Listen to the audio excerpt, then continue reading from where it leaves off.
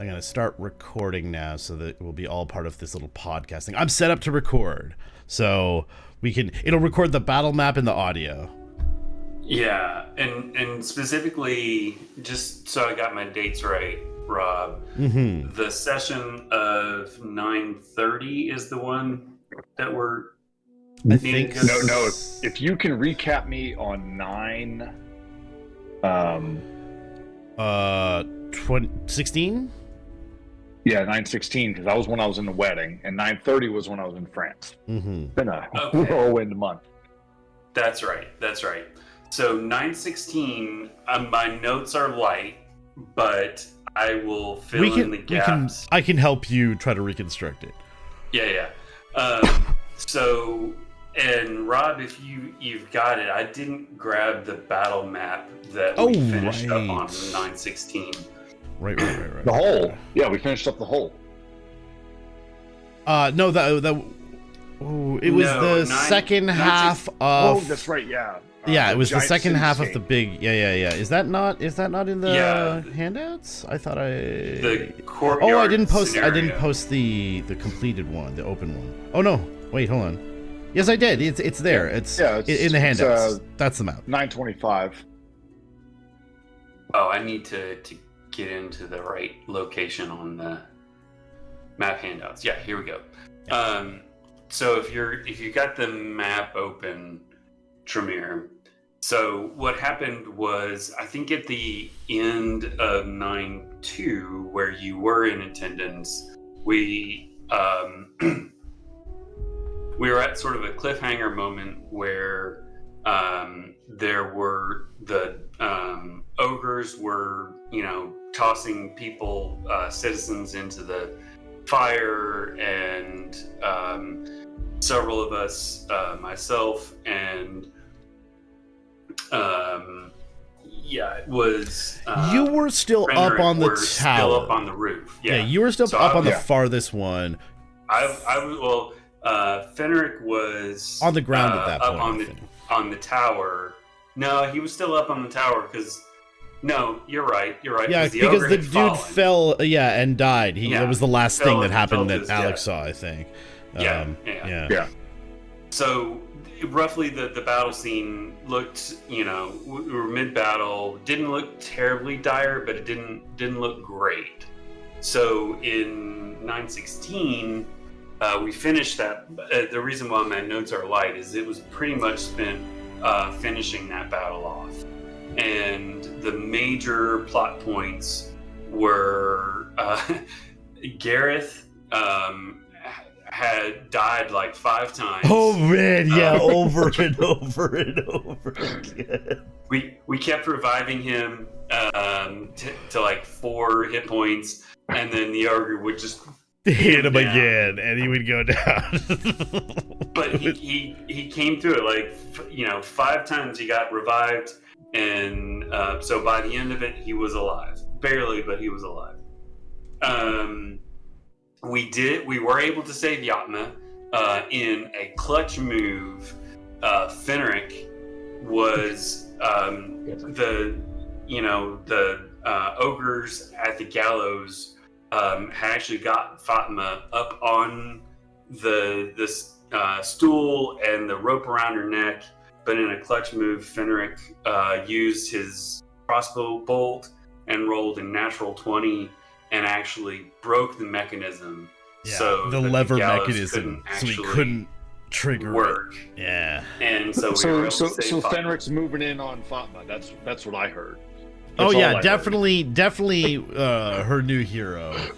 Definitely. Right. After next session, she's the biggest fan of Fenric ever. Oh man. Okay. Yeah. And that's that. You know what? That's fine. You miss a couple sessions, then the love of your life is going to leave you for your best friend. It's the tale as old as time. Right. Just start at that point. Yeah. We starts grudge list against Fenric. Yeah. We were not able to save all the citizens, but barely any. We got all the ogres. They were all dead, and the there were a couple of the bad dwarfs that did get away. They dispersed, but for the most part, all the ogres were dead, and all the other creatures were dead. And that kind of finishes out my notes on the 16th. Yeah, and so Rob, basically the very ending of that was that after everybody starts going down, like once the mechanism got broken, it all sort of falls apart for them. The ogres start dropping everywhere. The last of his fire giant guard goes down, and so he tries to run. The commander turns and he tries to run, Sergeant Amolka, but Fenric gunned him down in the back as well. I'm pretty sure it was Fenric. It seems like his move, but yeah, guns him down. Fenric moved. Yeah, from behind, and then Yatma gets everybody together, and she's like, "Come on, come with me." And then she starts taking you guys through the city, trying to find some place. She knows where she's going, but like you guys keep getting stopped. She keeps seeing like fighting in the streets, and you guys have to detour. And the whole time, Gareth is having like an existential crisis, because in this last fight he was down, and then it's Bodwin's over top of him and giving him like like healing like doing healing spells on him, bringing him back, and then Amolka's sword coming down again, and he's going out, and again Bodwin's it's like he's being shocked back to life over and over, and is like it just keeps flashing before his eyes, and he's like hyperventilating and having a panic attack about it.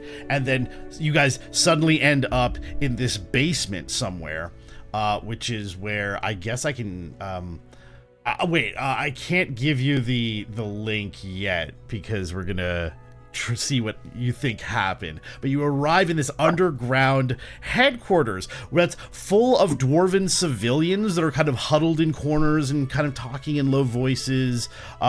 There's supply boxes everywhere, but you hear some people are surviving down here. There's like some noise going on over in one corner. Yatma says, "Make yourselves comfortable. I'll talk to you when I know more," and she walks through a doorway and kind of closes it behind her. So from there, what do you think happened? All right, so I'm titling session 61. Fenric moves in on Fatma. Okay. and what I think happened is, so all of you guys collapsed into this room, into this kind of common room, and Gareth is clearly like on the floor, like dying. And so you're all like, "We need a long rest. We need a long rest."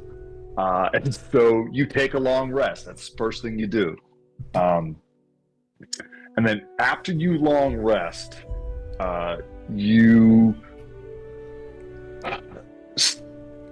something crashes in, and there's a combat that takes place, and you kind of quickly are able to manage that combat. And during that combat, you meet what I can only describe as the coolest bro ever. I mean, that part's true.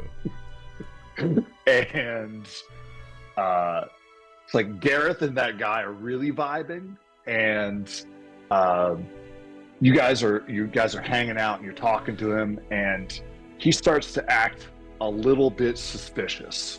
Just a bit. And that's when I think Fenric suspects him as maybe a bad guy. Okay. And this is where Gareth is going to seduce him. Okay. And then turn him into a frog. Okay. All right. I'm with you. And after he turns him into a frog, Fenric is going to capture him in a bottle and like trap him, and then he's no longer a problem anymore. Okay. And yeah, I think that's what I got. Okay, so what actually happened there was you guys went over, saw there were some people playing poker and stuff, but and you guys interacted with them for a little while, hung out, chatted and stuff, got a little info dump. Oh, I did a thing. I did a thing where I said, like, how many, you got 5 questions you could ask, and they would answer you, and then I would tell them if it was like, okay, you'll learn that in a bit. That's a wasted question. So we answered a couple questions about what was going on. We then they found out there's a torturer there, and so they went to go in to see who he was torturing, and the guy was really nice and everything, and he was like, oh yeah, no, I was just fighting for them because they made me, my family, you know, is in danger and I don't want them to, and then when Gareth steps out, Fenric does an insight check and he's like, yeah, he's been bullshitting him the entire time, he's feeding him a line. So that was that whole interaction. Then afterwards, good cop, bad cop. Right. Then Mag went and met the a really interesting fellow, Fendor Glimmermane, and he's a wizard, and he has an imp named Dox. And Dox's ability is he can jump on top of somebody and then just know everything about them. He just like vomits out the information about a person. Oh, yeah, don't like that. He doxes you. That's what he does. Yeah. And so Fendor is like, well, like he's like, ooh, you know, he's like, ooh, you're big and stuff to Mag, and he gets all like, you know, interested in him. And eventually, he asks Mag if he can help him out because he wants to do a spell that will affect all of the fire giants in the city, right? He's got this like WMD spell that he wants to do, but he needs a scroll, and the scroll's locked up in the city hall, right? And along with the scroll, he needs 15 pounds of incense. It's a lot of incense, right? But if he had those 2 things, he could do this spell. And he gives Mag a little slip of paper that has the code for the safe in the Lord of Tomes office. There's a safe, and he gave him the code for it. Then let me see. Oh yeah, then Fenric went to the bathroom. So he goes to the bathroom and he found something weird was going on. Like the sink was running, water was running in one of the sinks. And he goes and uses the bathroom, and it's extremely clean, like beautifully, spotlessly clean. So much so that he checks the list to see like the maintenance list, and it just says one name every time. It says Sir Sweeps. It's just Sir Sweeps, Sir Sweeps, Sir Sweeps. And then so he's like, okay. Then he goes and he turns the gotta meet the Sir Sweeps, right? Yeah, absolutely. Yeah. And so he goes and he turns the faucet off, and as soon as he does, the light starts flickering in the room, and he sees something. I had him do a perception check, and he rolled something stupidly high, right? Because it's Fenric. It was like an 87 or something. And so makes sense. He looks in the mirror and he sees something hiding behind him. He sees in the reflection that there's a thing hiding behind him, and it's all like twisted up in a shape to try to fit perfectly behind his shape in Fenric's vision of like when he looks in the mirror. But he spots it. And then as soon as he goes to touch the mirror, it goes away.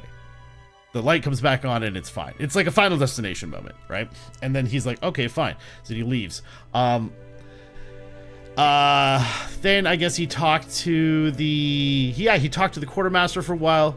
Quartermaster was a cool guy. Not much going on there. The last person you guys interacted with, this was before you went into the big meeting room, right? Yeah, I'm pretty sure it was before. Sir Sweeps? Well, Sir Sweeps, it was, we had gone into the meeting room, or at least according to my notes, we'd gone into the meeting room, but Gareth and Danthus and Mag had gone to the meeting room, but the interaction with Sir Sweeps, Fenric, was happening sort of simultaneously. Oh, okay, right. And so that sounds like something Fenric would do. Yeah. Yeah. So okay, right. So they go into the meeting room, but while this is happening, they go to meet Sir Sweeps, and Sir Sweeps is a paladin, and he is a paladin of Oath of Stain Removal. Wait, oh no, I have this. Where did I write this down? He swears to Malthus. Yeah. FUS. Malthus, who is canonically the D&D god of clean underwear. That is a canon individual. I'm just loading up all my notes that I had here. So is Sir Sweeps the memes with Richard Bronson? Probably. Okay. Yeah. So and his thing is he runs over. Oh, somebody had vomited in the hallway for some reason. I can't remember why they vomited, but Fenric vomited in the hallway. And then they tell Sir Sweeps about it. He immediately runs out and like hits it with a mop, but he smites it and it vanishes. Like that's his thing. Is he fights stains. That's his whole deal.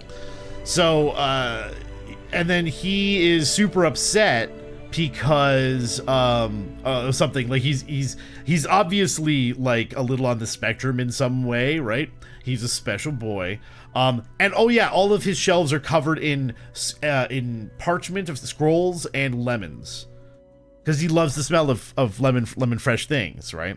And the parchments are there because he had to leave all of his toilet paper behind, and he got a little difficult, was what Fendor told them about Sir Sweeps. But yeah, he was a little upset. Anyway, then they go in and they start talking to Yatma. So the Yatma's in there with three other people. You guys didn't even notice one of them. But she was over the corner. I can actually, you know what? I'll give you the Owlbear link at this point. So now you'll be able to follow closer along. So you're telling me you at no point turned somebody into a frog? No. Not to my recollection. And what? Then why was a newt? I turned him into a newt. That is a very good question that I don't have an answer to. You know what? It was nearly midnight, and I feel like that's when the game often turns into a newt. It was Mag. It was Mag. Well, she turned me into a newt. Oh, I mean, it's probably because of this next part, maybe. I think, maybe. So, I put the link in the game chat. Yeah, I was way off. So, what happens is there's three people in there. There's Yatma, or there's four people. There's Yatma. There is Bradam Runefoot, who you know is the head of the guard of or the guild of the guardsmen in the city. So you know him. He's there. There is Skoda Longbane, if you remember, was the Sky Baron, right? Who is, you know, big fan of you personally, Tremere. Yatma, you all know. And then there is one other person who's standing over the corner, and he looks kind of, you know, he looks a little Fenric-y, you know, but for a dwarf, right? And what happens is Fenric recognizes this guy as the dude he was following around, who ended up going to what's her name's Ensa's house. Mm-hmm. And so he immediately murders him in front of everyone. Immediately sticks him with a sharp weapon and murders him on the spot. And yeah, everyone in the room's like, "What are you doing?" And he's like, "Don't worry, you no need to thank me or anything, right?" And they're like, "He was a double agent, and you just murdered him without him being able to tell us anything about why he's here, or anything that he was here to tell us." And so we have, and then he kept arguing because it was late and Bees was a few beers in, and so he kept arguing, right, about it. And so Yatma tried to cast Hold Person, and it wouldn't work. Right, and he saved against it, and he rolled while continuing to argue, and then kept arguing. Told us the result and kept arguing, and then Gareth tried to cast Hold Person, and he saved again, and then Gareth polymorphed him. Okay, that's how. Yeah. So he is a newt now. And then Yatma finally explained what was going on. And the conversation was that they've got a few targets that are ripe for being hit, but the Bradham is arguing that they should go rescue the king. They know where the king is. He only showed up just this morning when they raided this the Hall of Laws, the place you guys went to the first time you were here, and you saw like the dwarven parliament and everything, right? And so they raided it this morning. He was able to escape when they were trying to transfer him from there to wherever they were holding everybody. So he was able to escape en route. And he knows they're holding the king there as kind of a twisted joke, because it's like they're holding him in his own audience chambers, prisoner, right? And also because it's right in the center of the Hall of Laws, which should have been the most easily defensible point, right? So he knows he's there. Aside from that, he knows that there's a bunch of them that are going to be there, that a frontal assault is going to be very difficult. So what they've come up with, and everybody sort of agreed right away. We didn't really discuss the other targets. It was like, yeah, we should go for the king, right? And then what they discussed is what Yatma and Co are going to do is they're going to do a frontal assault on all the troops out in the square and make a distraction for you guys to be able to infiltrate and rescue the king.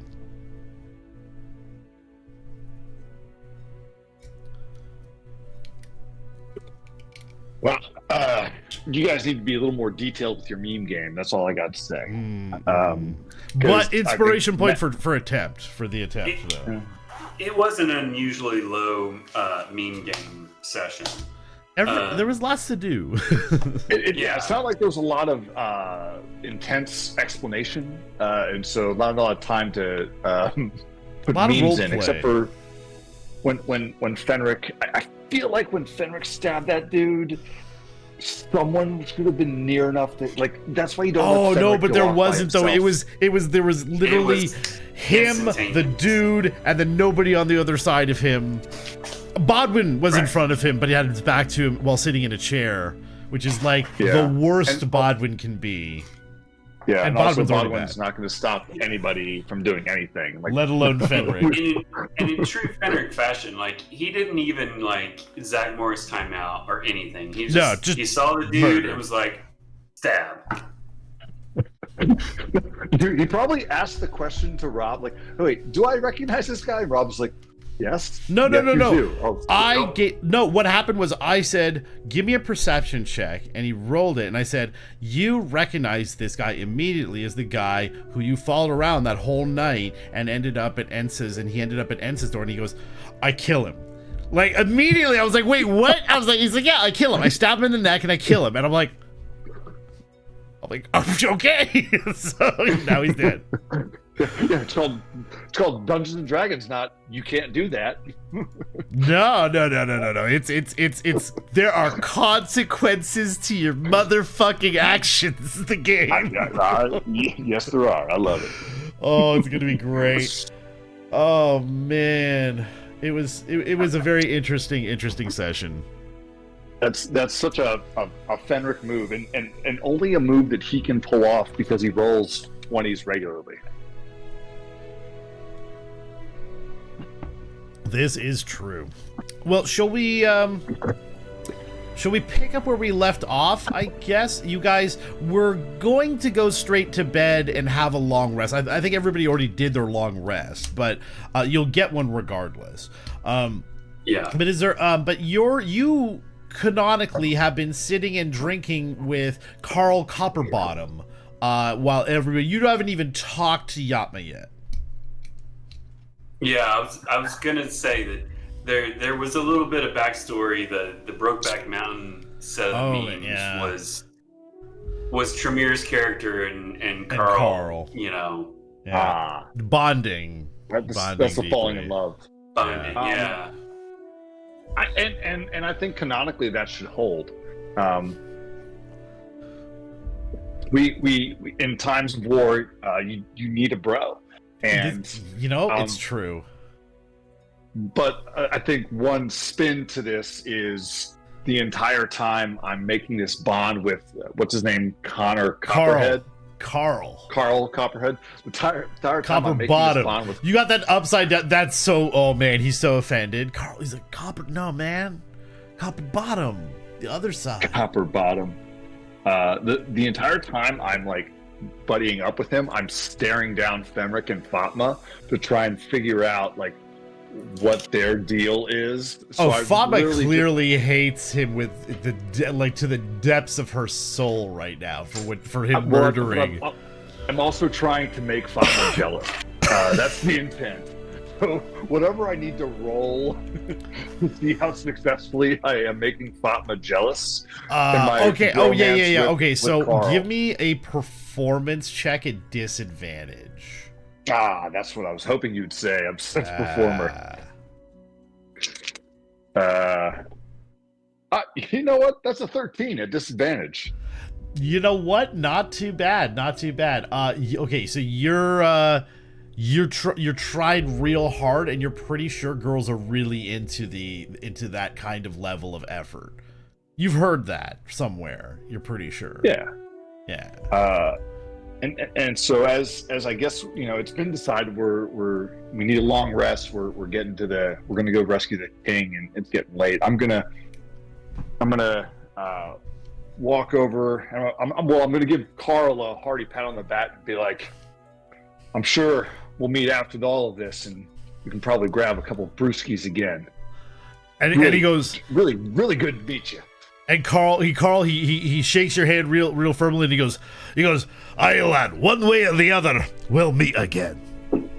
That's the spirit." Yeah.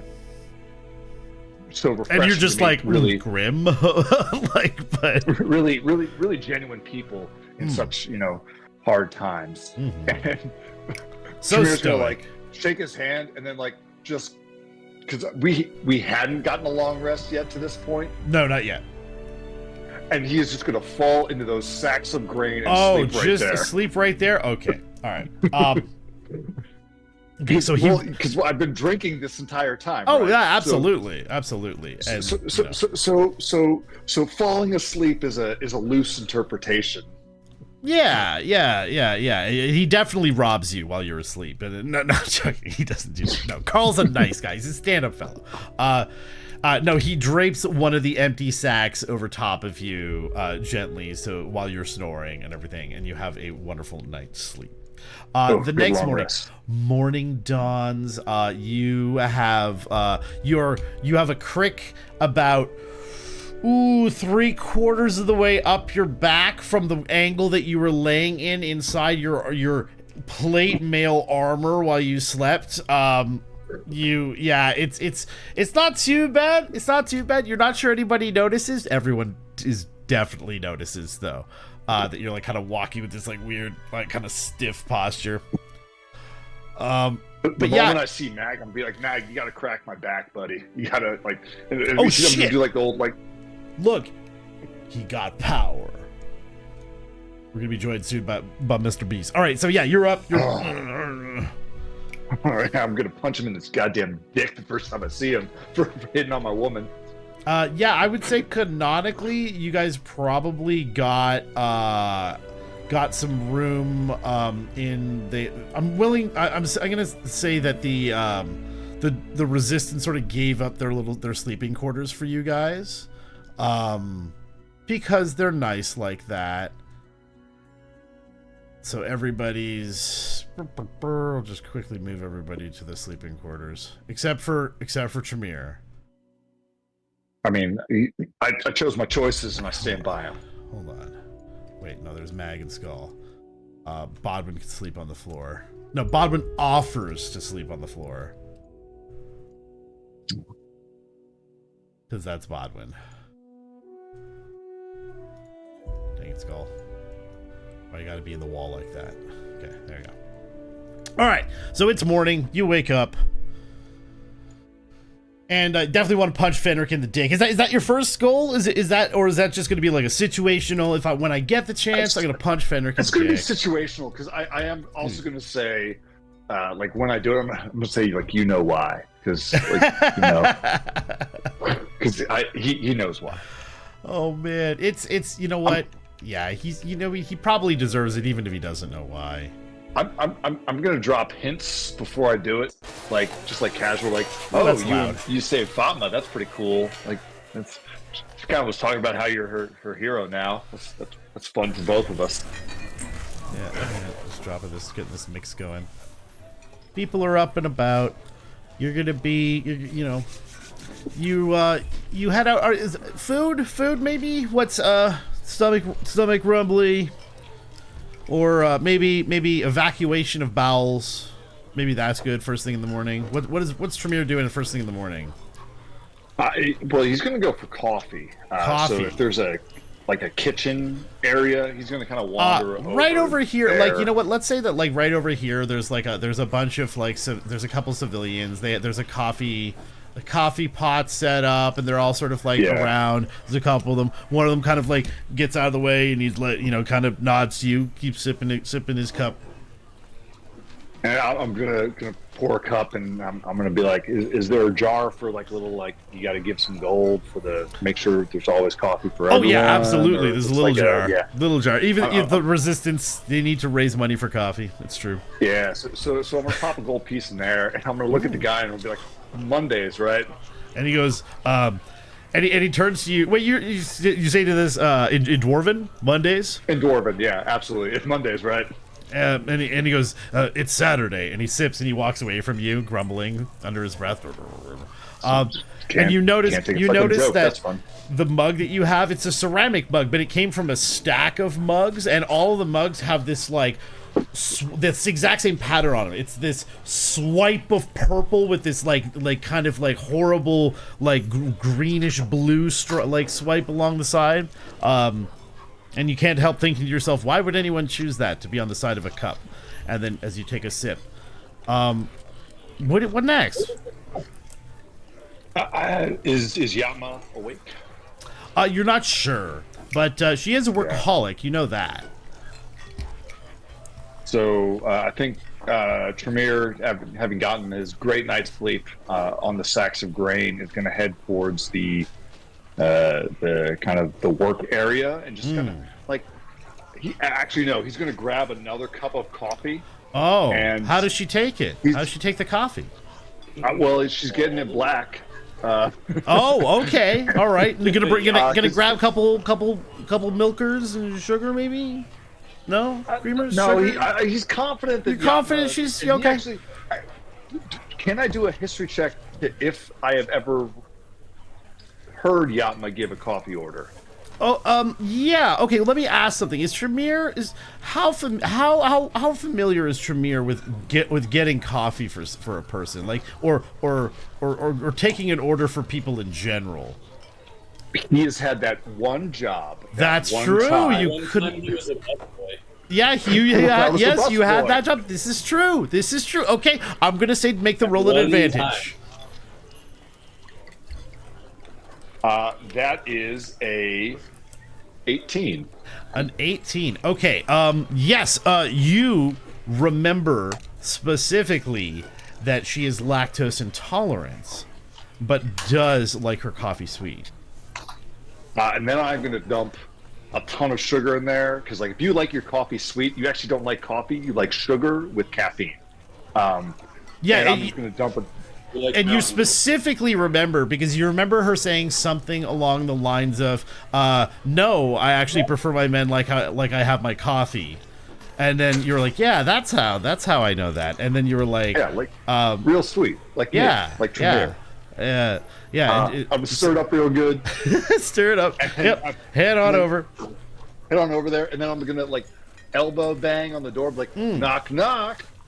Yeah, knock knock. Yeah, somebody opens for it. Yeah, this dwarf here, he opens the door for you. And he's kind of, and he sees that you're holding it, and immediately kind of like steps out, holds the door open in that way that you do when somebody's carrying something, you know, and you're like, oh yeah, and you over exaggerate opening the door. So I walk in, and I guess I see Yatma there at like the head of the table, and I'm like, hey, I'm just wondering how the battle plan is going, because brought you some coffee. You never want to fight a battle without some coffee. And she looks up at you and she's like, oh yeah, coffee. Just like you like it, real sweet. Right, yeah. Yeah, you go ahead and you just put it down on the table there. I'm doing a cleanse right now, and she picks up this weird, like, this green goopy looking drink, and she, like, you know, like, she takes a gulp of it, and then like she tries really hard.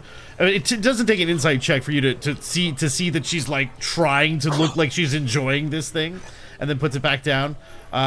She's like, but thank you. But the battle plan. The battle plan it's good. Yeah. It's good. Why don't you take a seat? She says. Yeah. And under my breath, I'm just gonna say, I guess you're in love with Fenric now. I'll have to kill him. Fenric is actually hiding. Hold on, should I roll for stealth? No, you were asleep. You were asleep. You're canonically asleep. What? They put you in bed. I rolled a nat 20 because if I was suddenly behind him drinking a cup of canonically, that would have been hilarious. But okay, canonically, they put you inside the pillowcase because you were transmuted into a newt. They polymorphed you into a newt. So canonically, for that, they put you into a pillowcase and put you on the bed and left you there to go to sleep because you needed a air quotes timeout. Because I killed a spy. Yeah. But yeah, you sit. So Tremere, you sit down. At this point, Fenric, you wake up. Anybody else who wants to be woken up? Well, no, you know what? Fenric's the quietest one amongst you. So Fenric gets to wake up first. Everybody wakes up afterwards. Fenric, where are you? What's the first thing Fenric does in the morning? You have hands again. Like kind of pops up, pops his neck, looks around, does a couple of deep knee squats. He's like, how the hell did I get here? Oh, that's right. You grab the little Etch sketch where you keep number of kills today. Shake the Etch sketch, put it back. Take it. It's like put it back in his pocket. It's a fresh day for killing. Walk outside. You gotta go kill it again. Someone needs to die. But if no one gets, I need some coffee. Where's the coffee? Oh yeah, speaking of the coffee's right over here. Right over here. There's a couple guys and they're talking. They stop talking as you approach and they step out of your way and you walk into the coffee machine. Everything is labeled in Dwarvish though.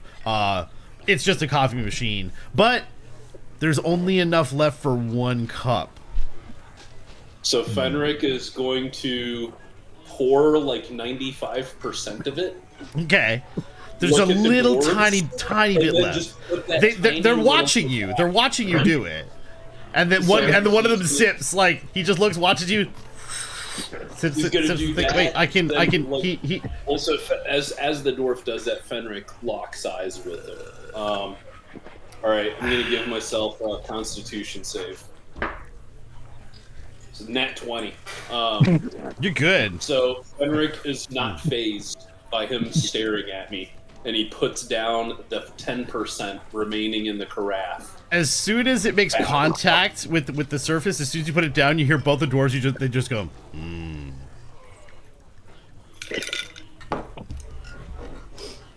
Again, net 20, not faced. Yep, not faced.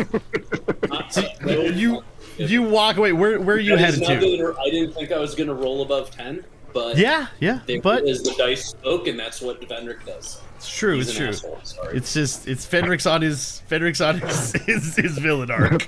All right. Tonight. All right. So where are you headed?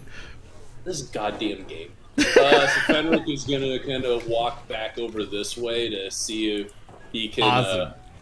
Yeah, you walk in. He's gonna try to make amends. Like he wants to make nice and smooth things over. Okay. Perfect. So I'm gonna come in here and. Boy, Mr. Sweeps was pretty busy last night, huh?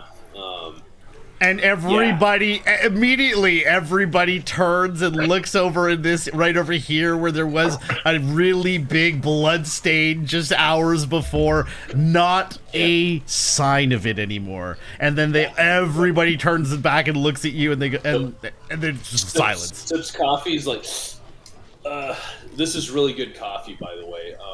I didn't know you could get it here, underground. But anyway, look, This is hard. So I saw him going to, oh crap, I can't remember her name anymore. Ensa. Yaba's Ensa. So I watched him pass information to Ensa. I really, I was convinced he was a rat and he had sold y'all out. She tosses a dossier across the table and it lands in front of you. It's a pretty thick dossier, and it spills in a way that dossiers do on television, where the way the documents sort of slide out of the thing, and there's this clearly this photo taken from it's very clearly taken from an angle where someone was hidden taking a picture, some kind of magical portrait of her, right? And then just pages and pages of timed field reports. So that, I mean, look, I'm not saying that's planted information. I'm not saying that it's not planted information. If I could take it back, I would not have stabbed him in the neck. So Yatma thinks for a second, and she says, so we're going to skim over the planted information part. I appreciate your apology. And trust me, this is not... Thank God. She says, and you don't have to worry... I'm really glad you did, because this could have been awkward. And she says, you don't have to worry. We have the information at least. And we've had it vetted. We're sure that it's not... artificial intelligence? Oh, God.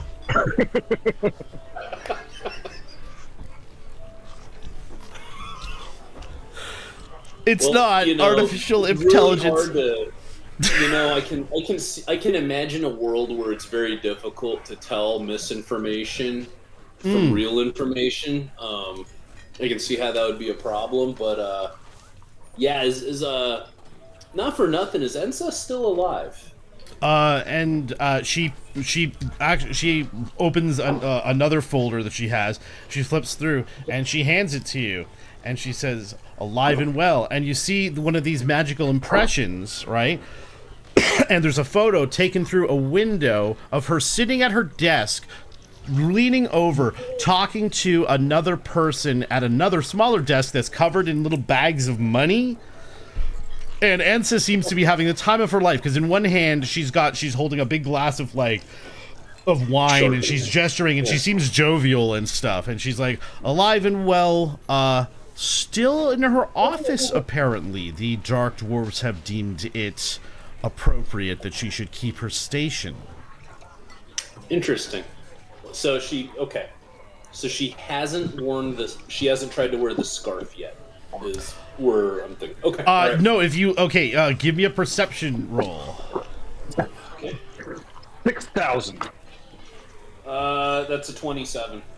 There is a very clear and angry-looking burn mark across her neck in the photo, in the picture. Fuck, man. Okay.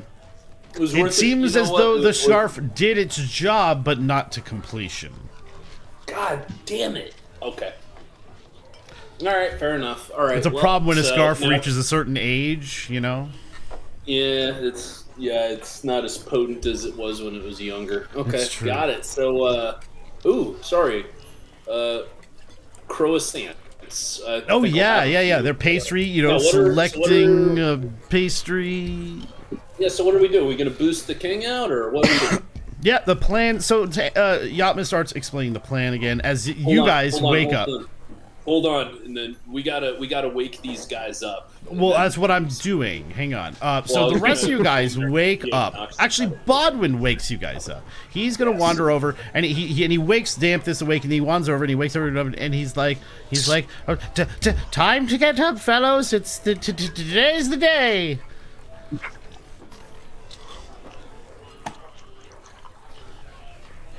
Not all of you at once now, and he starts kicking the beds, and he's like, I'm kicking the bed, and then like Mag shoots him a look, and he backs away, and he's like, not kicking the bed. It was an accident. Yeah. So when when Bodwin starts shaking the bed, Danthus sort of groggily rolls over and says, "Where's the coffee?" And he goes, "Oh, it's outside actually." And he points just outside the room. There's I made a fresh pot this morning. All right. So Danthus will walk out, see the coffee station. Yep. At You this point, go over. Is there just the 10% left?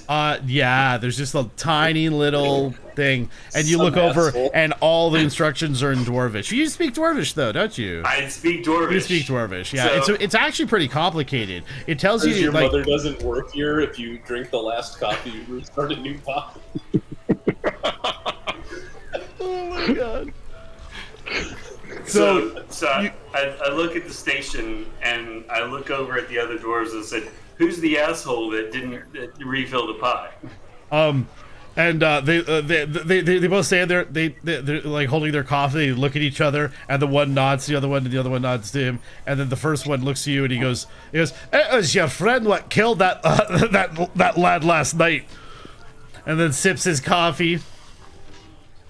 Fenric, that asshole.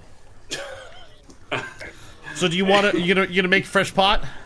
Yeah, and then I was just gonna say, and then proceeds to drop a gold piece in the pot. Sorry, in the jar. In the jar. And they both make a little appreciative sound. They go, make sure to go, grab some fresh water and start the next pot. Okay, all right. While the pot's starting to brew. Hold on now. Hold on. All right. I'm gonna need you to make a sleight of hand check for operating the machine. Oh, okay. Sure. You have to understand this is a dwarven coffee maker, and you have to. So you start reading. You look over and start reading the instructions. You start reading the instructions, and you're like, okay. It says to unscrew pressure manifold H. It's like on diagram F, and you look down, and there's more instructions below, and you're like, oh my god. So roll a sleight of hand check for me.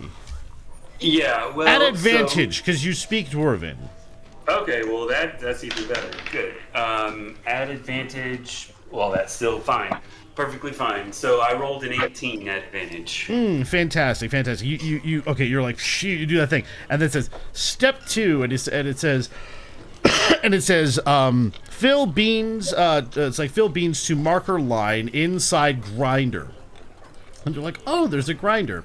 And you look up and you pop up the thing, and there's the blades actively going like that. Make another sleight of hand check to load the beans in at advantage. Wow, this is the most complicated coffee maker I've ever encountered. So that's a 14. A 14. Yeah, you load the beans in, you just pour them out in the top and everything. They start to grind. You close the thing up again. You see the next instruction says close manifold. And it says watch until gauge reaches marker, and it has a rune on there. And it says pull lever, and then it says enjoy in fancy script. And so you wait and you look down at the little thing and you wait for it to rise, and as soon as it reaches the lever, you pull the lever, and it just starts dispensing hot, steaming, beautiful smelling coffee into the machine. And both of the old men, they look at you and they nod and they go,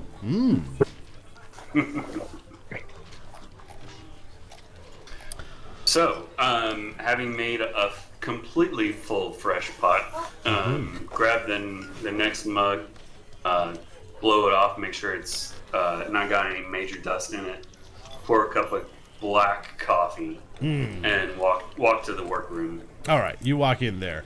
Mag, are you getting coffee, or are you going straight to the thing?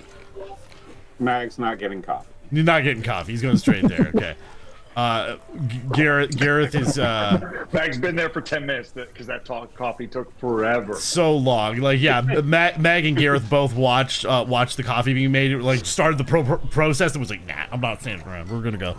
But yeah, you guys all you walk into the room as Fenric is. I guess you guys all all start walking through one by one. As Fenric, you like turn around and make eye contact with Tremere for the first time this morning, holding your croissant. You've got one bite. You got a bite of croissant in your mouth as you turn around and you make eye contact with Tremere. Hey.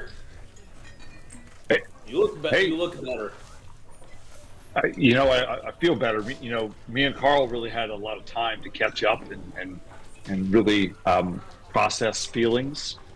So Carl's a really good guy, and yeah, I think we're gonna need to talk when we're on our next mission, and then I'm gonna like give Fatma a look, and I'm gonna be like, and when do you guys think you're gonna start your distraction? Because I really like that king. Want to get him out there. So what,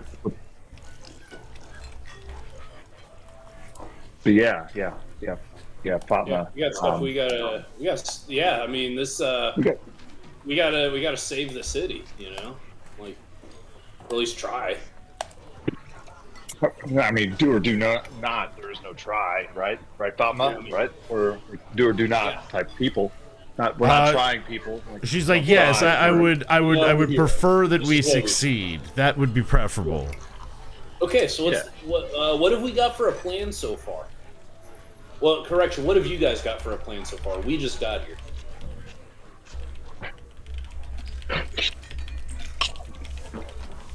Good croissant. Well, I mean, sorry, Yatma, not you. You just got here too, because I saved your life and all. But like Bradum or Ned, like surely y'all have a plan to rescue the king, right? Yeah, there's the plan is Yatma says the plan is we are going to distract the multitude of troops in the town square while you all sneak in and find the king, rescue the king. All right. You seem to be more effective than the rest of this lot that we have, and everybody sort of groans and looks into their coffee, kind of like ashamedly. Yeah. So tonight, is that we going tonight? Yeah, Yatma, just got a couple questions. Not trying to, overwhelm you, but distracting the troops. Are we going to be doing that with like a frontal assault? Are we going to be doing that with like artillery? What's the distraction looking like? Because do you need a little bit of our assistance for the distraction, or you guys clean? She says we have she says we have a hit and run action planned out by Bradum over here. He's like he kind of gestures. He's like he knows the grounds super well. He's like she points out. She looks at the map. She points to the map and she's like, we have access points. He's like, it's a town square. We have tons of access points. All we have to do is get them moving and acting on the assault. And as soon as we've distracted them, we will be retreating. So we can only promise you cover for entry. Yeah, so entry, that's really good. What are our communication like? When do I know you're set? When do you know when I'm set? That's seems like there's a lot of coordination that we got to figure out. And so Yatma, I'm going to provide a solution. I'm providing a solution. No, I am. Tremere Industries has this. Oh. We have a competing bid. Well, no. So as soon as Fenric's sending stones, he goes, he's going to slam his hand on the table. And go, good idea. Yeah. I mean, surely Tremere crumbles up the little drawing he had of paper cups connected by a string and puts it in his pocket. No, it was canonically probably worse. I was going to summon Pumbaa and give them Pumbaa so that I could telepathically communicate with Pumbaa. But he would not be able to communicate with them. He would just be making piggy noises and they would have to interpret. Correct. Right.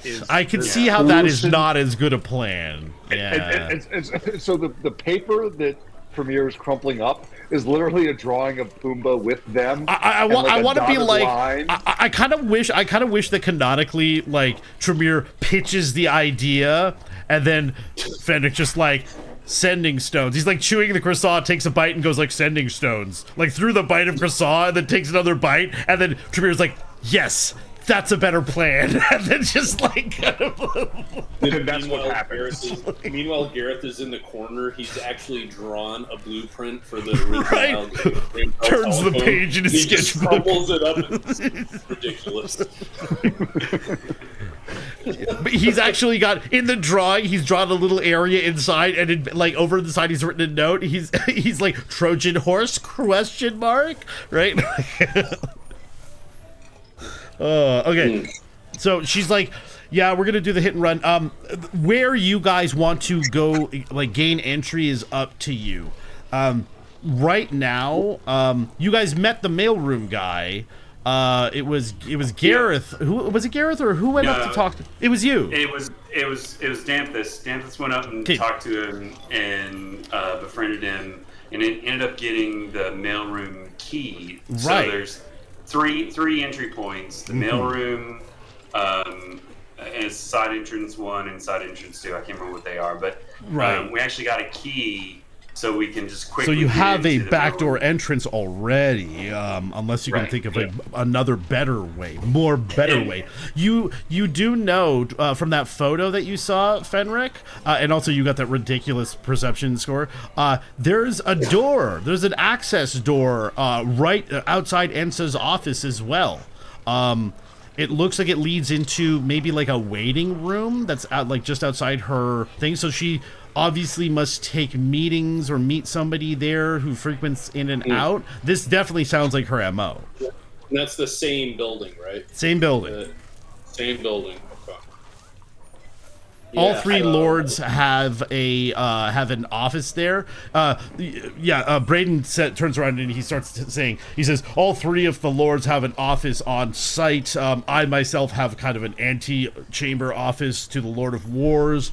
And he says, there's also the Undercity. The Lord of the Undercity has an office there. He never uses it though. And then there's a general meeting room as well. There's a conference room, and then the inner chambers that you guys have seen before with Parliament. Yeah. Henrik, are we trying to kill Ensa? The mailroom sounds promising.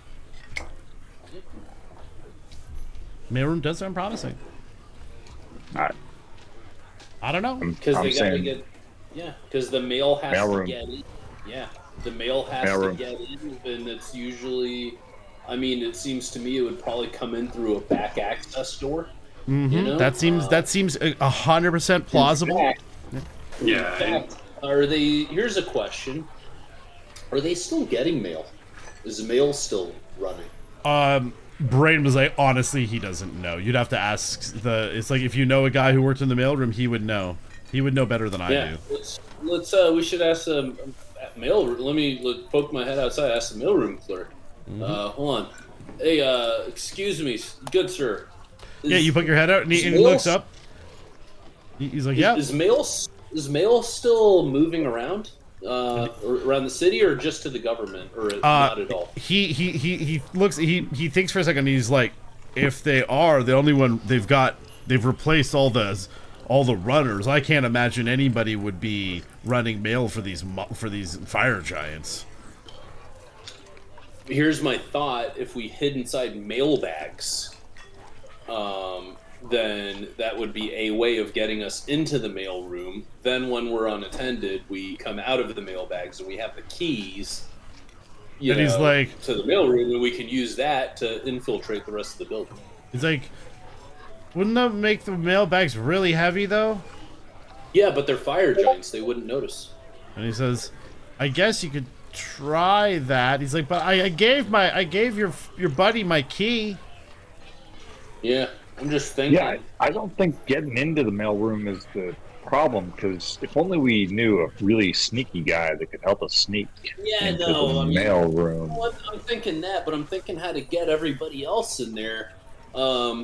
And Oh no, they problem don't. They don't. Oh, like you guys will be able to. The back, you could be able to get through the back alleys because they're gonna do an attack. The whole point is they're doing the hit and run to draw them all in towards one direction, away from the hall, which will allow you to gain access in the back. They're gonna attack with a large enough force that it will draw their forces towards them. I was just thinking that if we got into the building earlier, hidden, and there's zero suspicion, then when the attack happens, we're already inside. But we can also just go in ugly. There's honestly probably no one delivering mail. Yeah, let's just go ahead and here's what we'll do. We'll find a nice building that's where we can see the mailroom entrance. We wait for the attack to kick off. We lie low, and then we make a run for it. If you let us know in our Rocky Talkies, right?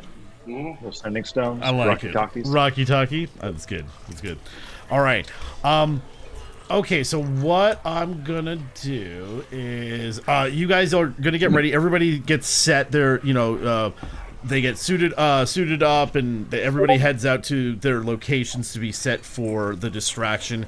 And we're gonna have a quick break while everybody goes, refreshes any drinks, goes to the bathroom, etc. And then I'm gonna switch maps, and we'll get started. Very nice. Upset that I don't get to cast Pumbaa, though. That's the saddest part of this session. You can. It just. You're right. I absolutely can. It just doesn't make sense to have a giant warthog that I can ride. Yet. Okay, hold on. So here we go, guys. So you can start at you guys are going to start at the the mailroom entrance, right? Yes. Okay. So I'm going to put your little starter thing right here, and you guys can. You know what? It makes more sense canonically to be like around the corner. Yeah, hidden a little bit. Yeah. And then that's where you guys are gonna be starting. Right there. You guys can place yourself anywhere within the yellow circle to start, because we're gonna go immediately into turn-based, because it worked really well last time, so I want to keep the ball rolling on that. Yeah. Okay. Nice. Thank you, Baldur's Gate 3. It has definitely improved quite a few things with the game. Yeah. So just canonically in the conversations about choosing the entrance, Danthus hands the key to Fenric, knowing that Fenric's fast and stealthy to make sure to gain quick entrance. And if something goes wrong, he can pick a lock. So Yeah.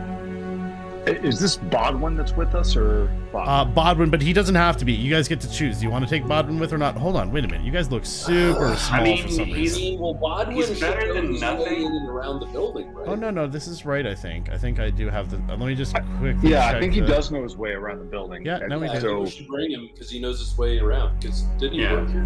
No, he's not actually familiar with this building. Oh, he's not. Oh No. He used to work but at. He used to work over near the university. He does. He does come in clutch sometimes. Yeah. All right. Yeah. I don't think it could hurt to bring him along. All right. So what I'll do is attach him to somebody, and he'll follow the person. Who is he I gonna follow? nominate Danthus. No, but attach him to Gareth. What do you guys think, Gareth? Yeah, I mean, especially after the last session where Gareth died like 5 That's times. true. And Bodwin saved him like 3. Yep. Okay. Bodwin is now Gareth's like pocket defibrillator. Yeah. I'll patch him to. Yeah.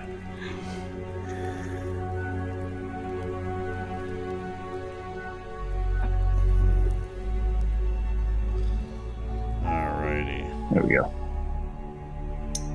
Sorry, cat. My cat's finally happy. I put like a blanket on top of this little thing, and she can sleep there now. She doesn't bug me as much.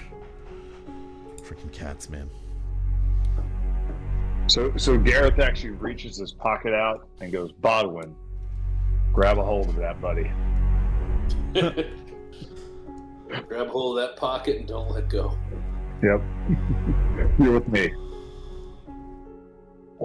I'm just quickly detaching everybody from the circle.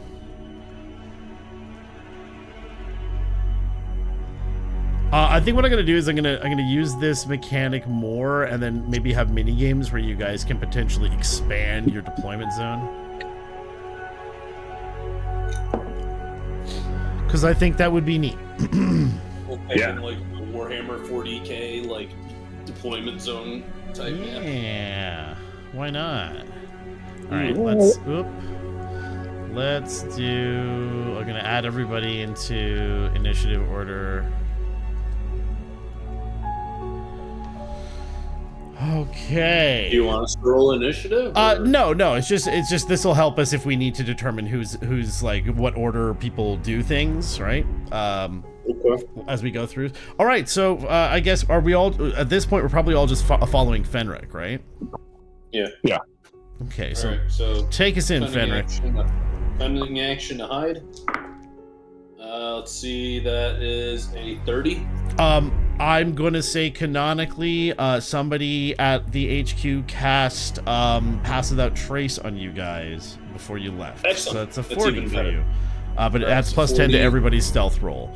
So, all right, so 35. Yeah. So I have just enough movement to get me to the X marks the spot.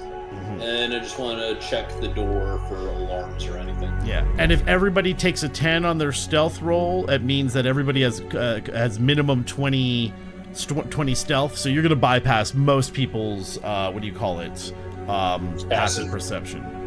Okay, so you walk up to the door. You discover the door is in fact locked. It is a lock built directly into the door. Is there any signs of alarms wired up to it or anything? Give me a investigation. Investigation. That's a fucking 5. Hell yeah. Oh right. Boy. You don't see any. Let's do it. You don't notice any.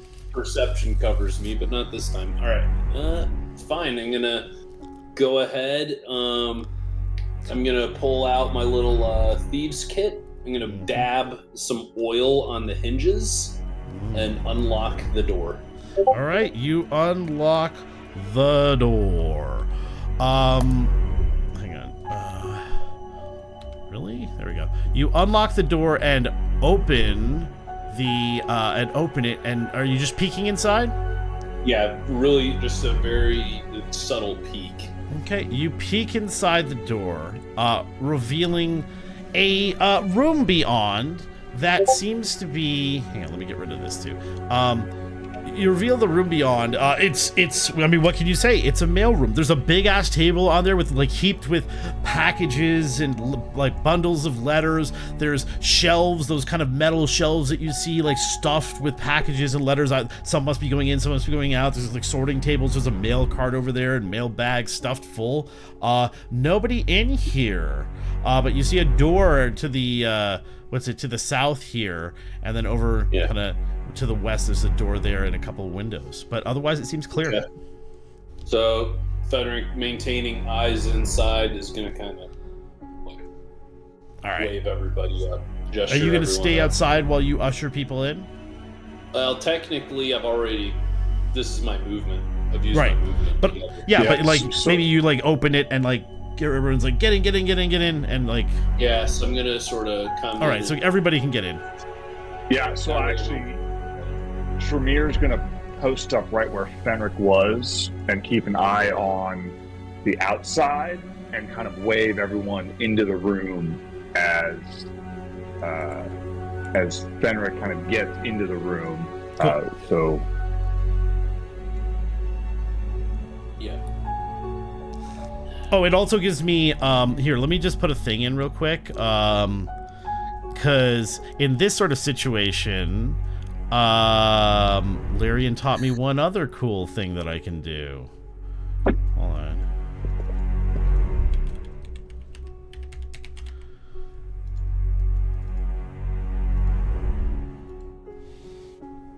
There we go. So here's a good reason for doing for having anything, because the environment gets to go after everybody moves. Ooh, environmental turn, hell yeah. So everybody making their way inside, position yourself in the room where you would have run into the room into. And I guess for this turn, Tremir's actually going to stay outside of the room, and he's just staying aware to see if anyone watches them enter. Okay. I can do this thing, can't I? Oh, I can't do it. Okay. All right, we'll do the environmental turn. Okay. You guys are inside the room now. What do you want to do? Like, you guys can all move to a place where you want to perform an action in the room, if you want to perform one, or where you want to just hang out while other people perform actions. Yeah, right here.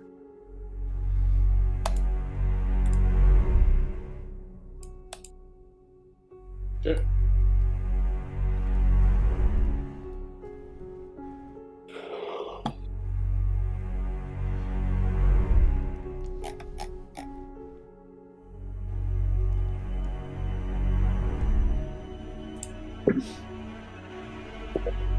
Where's Shamir going? So I think Tremere is actually staying outside the room for this turn to see if anyone observes. Oh well, this them. is next turn. We've done a turn. Okay, sorry. So Yeah, all right. Following turn. Move All yourself right, wherever you want to perform an action. Like Tremere is actually going to stack opposite of Fenric as he's looking at the main exit, I assume. Okay, cool. All right, we'll go through anybody who wants to perform an action. Top of that, we'll go in the initiative order. Damp this want to perform an action in here.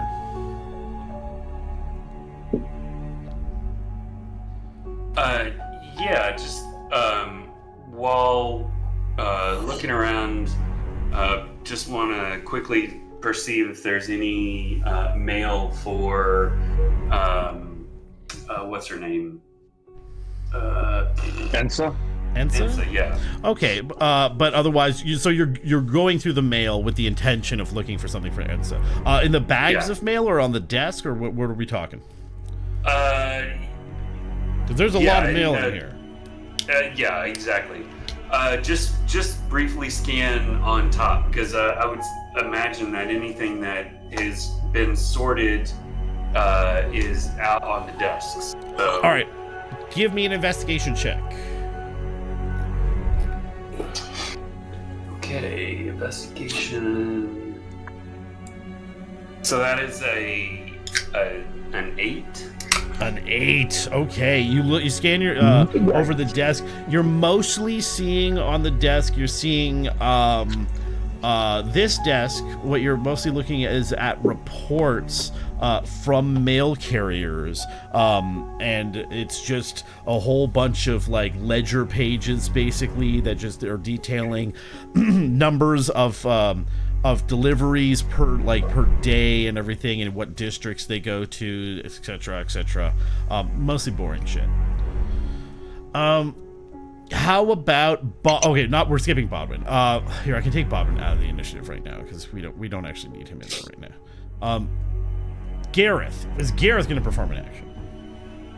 He is, and Gareth is actually going to look at Bodwin and be like, "Hey, buddy. You remember that time I died a bunch? You got in some of that sweet field of faith. Maybe you can pop that on me so I don't die." And he goes, right now? It doesn't seem like an appropriate time. We don't seem to be in combat.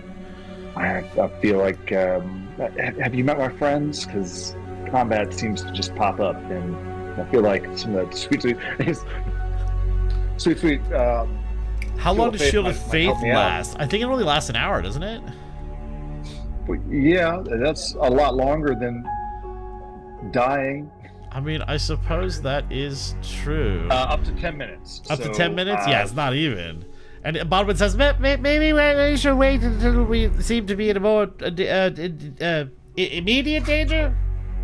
Oh, okay, cool. And then Gareth is going to turn around and, like, not happily and look, like, is this a mail chute, or what am I That's looking a door. at here? There's a door there, Fred. Oh. And then he is going to check that for alarms, because okay. Give me a investigation check. Oh man, you know what the nice thing about being a bard is? You're good at fucking everything. This is 17. 17. Yes, you check the door. You're almost certain that there's no alarm on this door. In fact, it actually looks like, strangely enough, this door looks like it might be an exterior door for some reason. Like another door outside? Yeah, it looks like it's weatherproofed. What, the one that Mag and which? Oh, the one that Gareth is. Okay. Yeah. This looks like. So I'm gonna like kind of crack it open. Okay. You crack it open. Hang on. You crack it open and you see that there is a little hallway with another door on the other side of it. There's a door another here, and what you see is there's little like kind of like it's a little archway with like plants growing on either side of it, very thickly on either side, but there's little arches so you can kind of walk through the plants before going. It's technically open air. It's just a little passageway joining two parts of the building. It may have been built at different times. Okay, so I'm gonna Gareth's gonna leave the door open, and just kind of inform everyone that hey, two doors. Cool. Fenric, would you like to perform an this door that that Fenric's next to, is there a keyhole that I can look through? There is a keyhole you can look through. All right, I'm gonna look through the keyhole, see what's on the other side. Give me a perception check. Okay, that would be a 23. A 23. Okay. What you see? Okay, with a 23, which is super high, you're gonna see about as much as you can. So let's say you can see to here. Okay. All right. And then, all right. So I can't quite hear anything though. With a 23 perception, you don't hear... Oh, yeah, you do hear something very, very faint. You hear some very faint footsteps, but, like, so muffled that they were definitely not in the room you're looking into. And then what I'm looking at, does it look like the photo of Ensa's? Absolutely. Not at all. It's not, so it's not Ensa's office. No. Okay. All right. So I'm going to kind of look... Are you in love with Ensa? Because that'd be a great plot twist. No, but I do have a vendetta. I have a vendetta because she said you're not worth knowing. So Fenric's a hardcore bro. Fenric's got it out for her. Yeah. What the hell just happened there? That was... I pressed a button and it must have been a voice mod shortcut. Disconnected input device. But what I'm planning on doing is right-clicking on the bookcase so I can pick up like 4 scrolls. Anyway. Oh my god. Yeah, I'm just joking. Okay. So I'm gonna kind of like look back and I'm gonna sort of like whisper, like this is what I'm seeing, but I'm gonna do it very faintly, like. Okay, well, like no, tell. Go ahead and describe out loud what he says. Office. And then anyone can react if they see it, if it sounds familiar. Office desk, a bunch of rugs on the floor. I don't think anyone's in here. A lot of bookcases. I think there's a skull on the desk, maybe a magic focus of some type. I don't think there's anyone in here. But see 3 or 4 bookcases full of spell books and scrolls. It looks empty. I don't think anyone's in here. Probably check the door for. Let me check the door for traps and alarms. Does that sound familiar to anybody? Mag, it sounds familiar to you. What It sounds familiar to you. You feel like you've been in a room that's very similar recently. Yeah, like it may be Findor's office.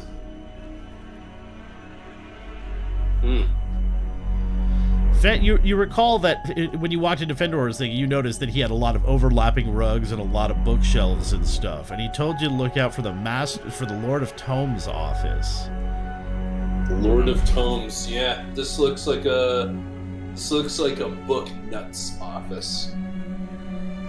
Yeah, I'll say I'll relay that. Okay. Let me check the door for traps, and then I'll pop it. Okay. So checking the door for traps. Okay. Investigation. Is that perception or investigation? Investigation. All right. So investigation 14. 14. Yeah, there's no traps. You're pretty sure there's no traps. Like, And then just relatively. try the doorknob. Try the doorknob. Yeah, it's Locked, unlocked. unlocked. Oh shit. Okay. All right. Wait a minute. I'm gonna have to oil the hinges. Okay. You Room stop like and you oil the this, hinges. It's gonna be dusty. The hinges are gonna creak. I've done this a Okay. few times. So Fenric is gonna dab oil on the hinges, dab oil on the knob, like run through it, and then just like Crack it. All right. Yeah, you pop it open. It opens silently into this here room here. all right.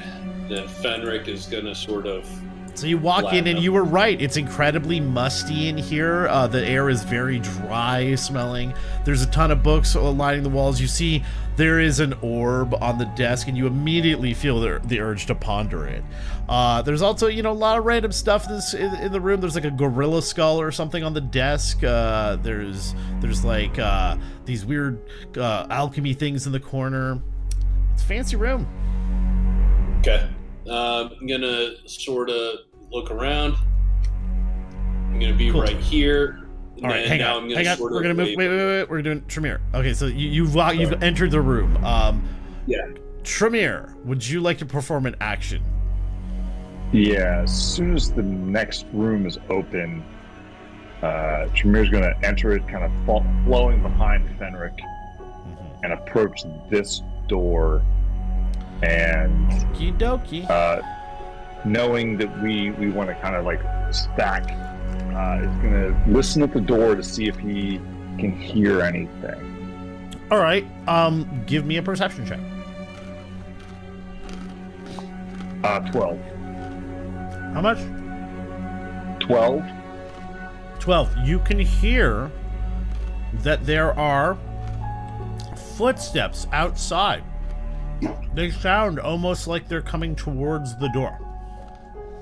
All right. So with my action, I'm going to cast Detect Magic. Okay. Read the what's the range on the detect magic? It's like 30 feet or 30 something. feet. Okay, Yeah. give me a sec. I have a whole bunch of fancy new things that I can use to pretty much spell the whole effects. room. Hang on. The It whole travels with him because it lasts like 10 minutes or something. Yeah. Mm-hmm. Where the heck? And so what I'm specifically trying to Oh, do, Rob, is I know why this is trying to working. sense if the footsteps I'm hearing are from people that are perhaps empowered by magic, but I'm also secondarily curious about whatever magic is existing in this. Okay, you understand how detect magic Lord works, of though, Tomes. right? You understand how detect Yeah. magic works? Okay, because like it's anything that is magical within the range of the spell, you can immediately tell that it's magical, and I can tell you what school of magic is affecting it. Correct. Yeah, but it won't be able to tell you if something outside is magical. You'll know that there's something magical. Well, like no, you won't be able to tell you what it is, but I'll be able to tell you that there is a magic thing that is magical outside, but that's it. Yeah, exactly. Okay, so I'm gonna Hey, so choose. what aura have you got? Hey, what aura have you got right now? My aura of courage, What's the which is range? +3, Sorry, Okay. 10 feet. 10 feet. All of my auras are 10 feet, and so Oh no, for courage- detect magic. Yeah, I'll do this 30 one for feet. your aura. 30 feet for detect magic. 30 feet for detect magic. Can't be frightened. That's it. Yes. Well, no. Also, Invisible, not protection. You're giving us courage, huh? no. And protection and initiative. Oh, okay. So if you're within 10 feet of me, you get +3 to all your saving throws, initiative, Okay. and you can't be frightened. Okay, got it. All right. Okay, so hold on. So be within 10 feet of me. Yeah, got it.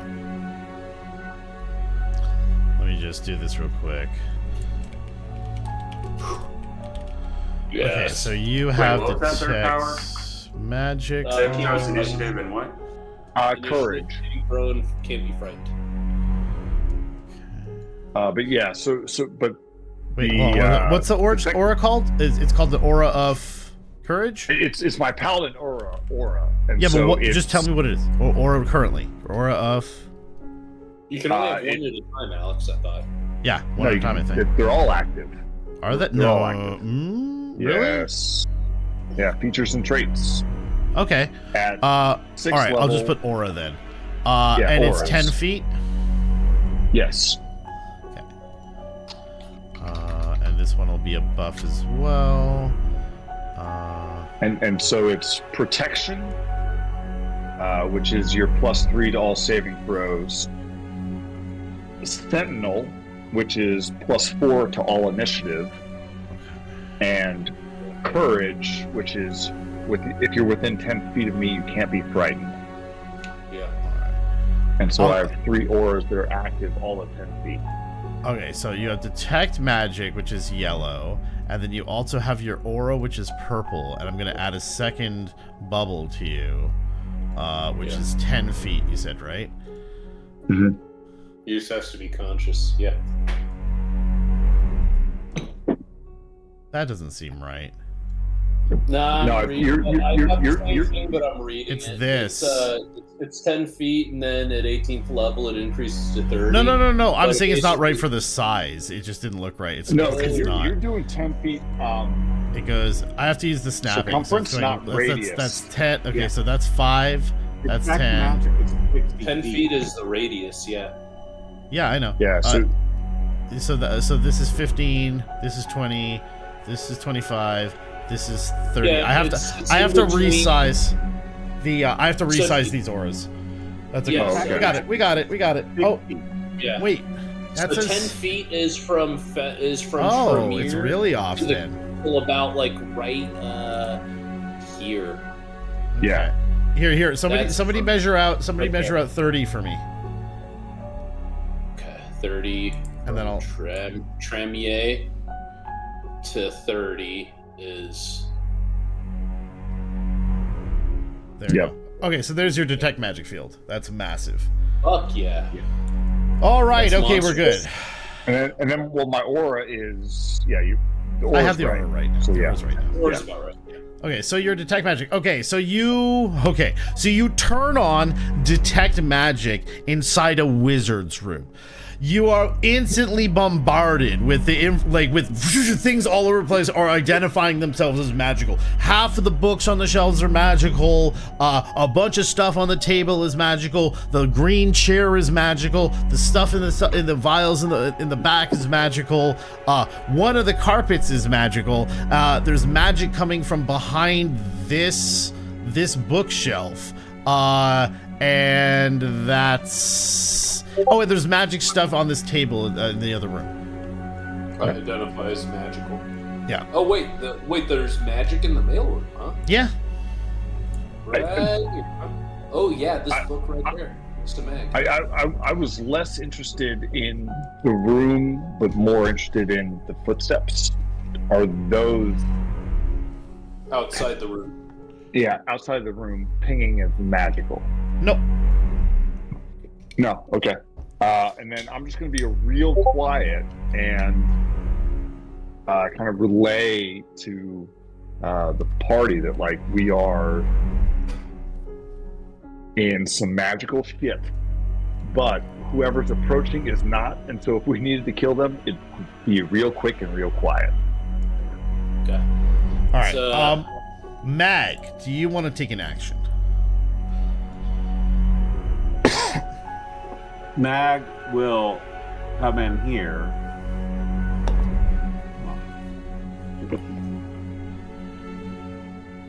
What do I need to do to move my guy?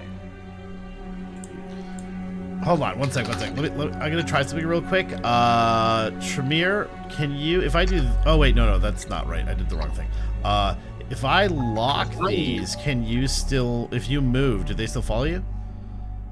Yes. Yes. That's awesome. Good. All right. That is awesome. It's fucking awesome. That's sick. I know Fenric is probably not going to get within outside of 10 feet of me for a while. Hey, if he's within 5 foot of another person who's in combat, he gets advantage. Why would he not want to move out of that aura? Well, he doesn't actually have advantage. Sorry, you can do sneak attack, but it doesn't actually give you advantage. I read that rule. Like I was reading a clarification of that rule yesterday. I was like, I guess that's true. You don't actually have it. It just says rules as written that you get to perform a sneak attack. Yeah, I don't need advantage if it's within 5 feet. Yeah. Right. And I was wondering that, and apparently that's the distinction between sneak attack and pack tactics. Yep. See, it's advantage or within 5 feet. Yeah. Yep. Okay, so you're in there, Mag. Are you gonna do anything? You remember that the wizard guy told you that there was a safe in the room, and he gave you the code for the safe. Right. So that's what I'm going to look for. Okay. So I'm gonna come in here. Where would and you look like for to the look safe. in the room for the safe? Well, first I'm gonna make sure. I don't remember if I told anybody, but I will say that he told me there was a safe in here. Oh, okay. So you say it out loud. Everybody can respond, right? Yeah, Mag's like, hey, there's a safe in here. What does everybody say? Can Fenric help a perception or investigation? Well, Tremere's going to this say turn. there's a ton of magic coming out of this area behind this bookcase. And so Tremere's going to be like, Mag, if there's a safe in this room, I'm getting a ton of magic out behind this bookcase, so I'd start maybe looking there for your safe. All right, Mag, you walk up to the bookcase. Mag's in front of the bookcase. All right, how does Mag find the safe on the other side of the bookcase? You got to push. Don't help him. How does Mag do it? Is your name Mag? I'm gonna. No, I'm sorry. There's a bookcase, right? So I'm gonna. There's a bookcase. Grab the bookcase. Yeah, Mag grabs the bookcase and just tears it off the wall. It's like it's not even really attached very well. Like it's designed to move, and you just tear it off the wall and throw it to the side. And wait, and it makes some noise, right? But you don't throw it. You tear it off the wall and then you place it to the side because you're not like an idiot, right? But you remove the obstacle. It does, however, make a bit of noise. But it reveals a safe on the other side. Hang on. You see the safe door.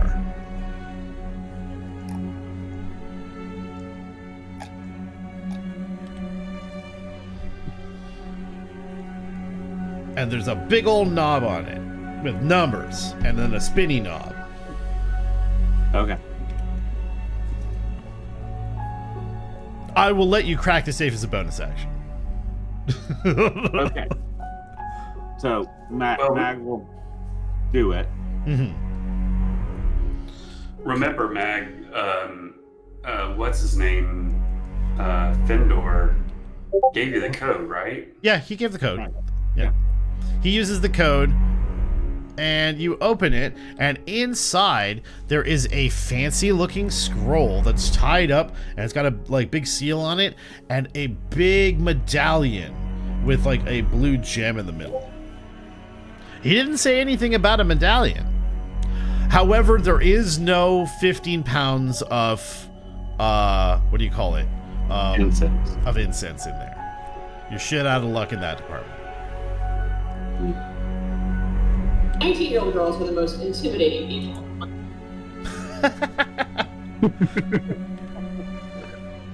Yes, they are. So yeah, you take both? Yeah. Okay, so yeah, you can go ahead and add to your inventory just custom item, just Fendor's scroll and mysterious medallion.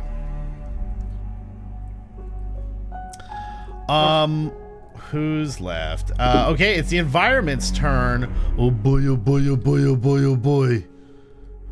Oh boy, I get to roll the dice. Oh boy, oh boy, oh boy.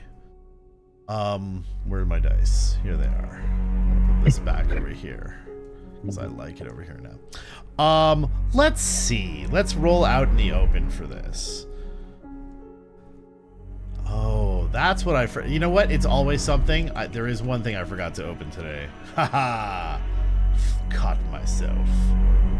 I didn't open the stat blocks. But I have them helpfully.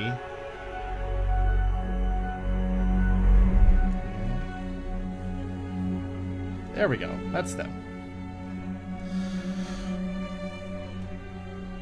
Okay.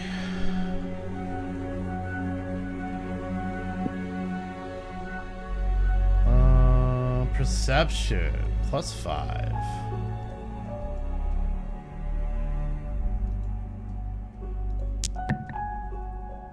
Okay.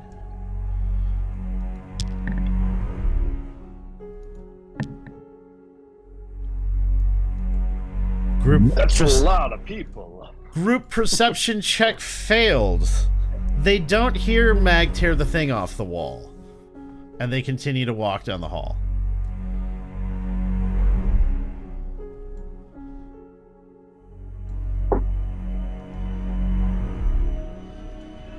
Back into the top, Danthus. What would you like to do? You can move and take an action.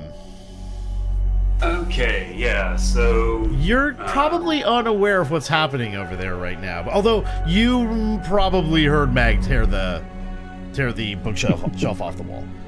Right, and just a... Oh, Mag, you can have a point of inspiration for being a barbarian. Just for being a barbarian. Yeah, I have to do that more often. I don't do that nearly enough. Yeah, no, that's awesome. So, hearing the noise, quickly turning, seeing what's sort of, through the door, clearly it's a room that holds some promise. So Danthus quickly, come on, hello, scurries into the room. Ooh. You're like magical candy land. And takes a moment to perceive. Clearly, this is a room full of magical items. Should I at this point, I would have perceived that Tremere actually cast Detect Magic, right? Probably not. Not unless he says so, because you were in the other room when he cast it. Yeah, that's fair. But you can ask him what's magical in the room. If something catches your eye and you would like to know if it's magical, you can ask him that. Yeah, that's free. Well, so I'm not gonna cast Detect Magic quite yet, and just with the my Arcana or History or Perception, look around for items of import. Well, okay. So my Detect Magic is keying off of this everything, sphere, right? Really, everything. Right, this globe. I tell you what, there's so many magical items in here. You pick something, and I will tell you if it's magical. But if you want to look for something, you're gonna have to direct me a little bit. Tell me what kind of magic you're looking for, and I can tell you if you spot something that might be potentially useful. Right. So there's the orb that's on the desk that's clearly drawing people in. This let me get the selector or the pointer. This thing, is it like what is this thing? That looks like it looks like some kind of celestial body tracking, like fancy celestial globe thing. It looks like it shows the position of the material realm in the center, and then the astral plane is represented as another sphere off to one side, and like it has Avernus below there and a couple of other planes off to the side that you're not particularly familiar with. Yeah, it looks neat. So Danthus will go ahead and check out what's going on with the globe. Like, what's it sitting on? I'm sorry, the orb on the desk. Just investigates that to figure out what it is. Sure. Okay. Yeah. You go ahead. So you're gonna have to get closer. So I guess like you walk over around here. Do you want to just like sit in the chair? Or are you gonna stand? You're gonna be okay. So you go over. By the desk. You investigate the orb a little bit. You lean over. You investigate the orb. Go ahead and what's it? Give me an Arcana check. Okay.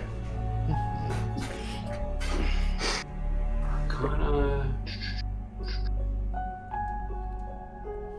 So that is a 17. A 17. Okay, so you go and you examine this orb. Now the orb itself, now the scale is a bit off, obviously. You know, I was being fancy, but the orb is really big. It's too big for it's not too big to carry, but it's big, and it's relatively light and fragile. But you recognize this is an arcane spell focus. It gives you a +1 to your arcane like spell rolls, attack rolls, and to your what do you call it? Your spell modifiers and things like that, right? And your spell DCs, right? So it gives you basically a +1, but it's really big. Meaning it can be wielded, but it absolutely you can carry this around, but it's big and awkward, and if you drop it, it'll probably break. Yeah, I gotta make a special it's used for ritual magic and stuff, right? You bring it to a ritual circle where you can put it down somewhere nice and safe, and you do ritual magic. It just, it's a magical enhancer, and you can absolutely use it in combat, but it would be very awkward and weird. And you would probably break it in the process. But it's a valuable, useful magical object. Talk like a present. Let's break it. Yeah. We don't have to break it today. We can break it tomorrow. And I say woo after it. When you say big, like, it can be wielded one-handed, or is it wielded two-handed? It would be very difficult, but you can wield it one-handed. Okay. Carrying it around, though, it's like... Okay, so... It's about, let's say, 2.5 feet across. So, I'm saying it can be wielded one-handed, but it would be very awkward to do so, right? You're probably going to be carrying it around with two hands the whole time. But it's light, it's not going to be difficult, but it's going to be real awkward. Okay.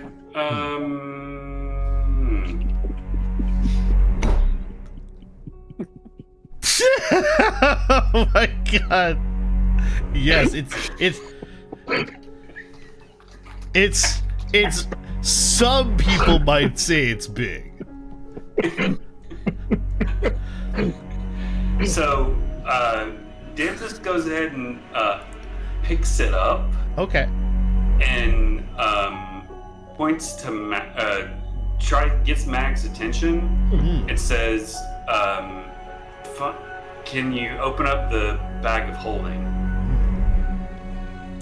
You're not sure, Mag. You look at the bag of holding, and you showed Mag. You're not sure it'll fit through the mouth of the bag of holding.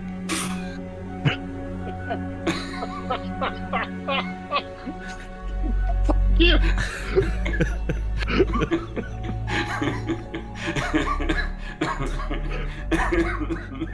And the longer he has the mouth open, the more Tremir's freaked out. Because Tremere, you don't like the way the bag is gaping.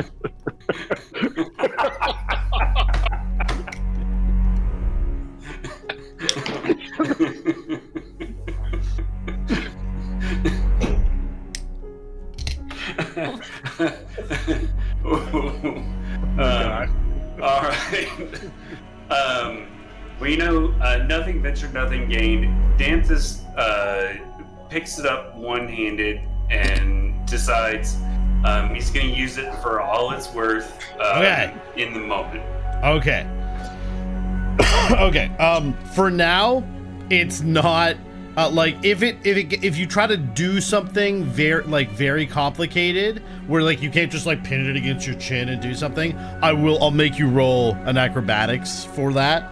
Okay. But I'll let you know when that happens. But for now, you are now holding the orb.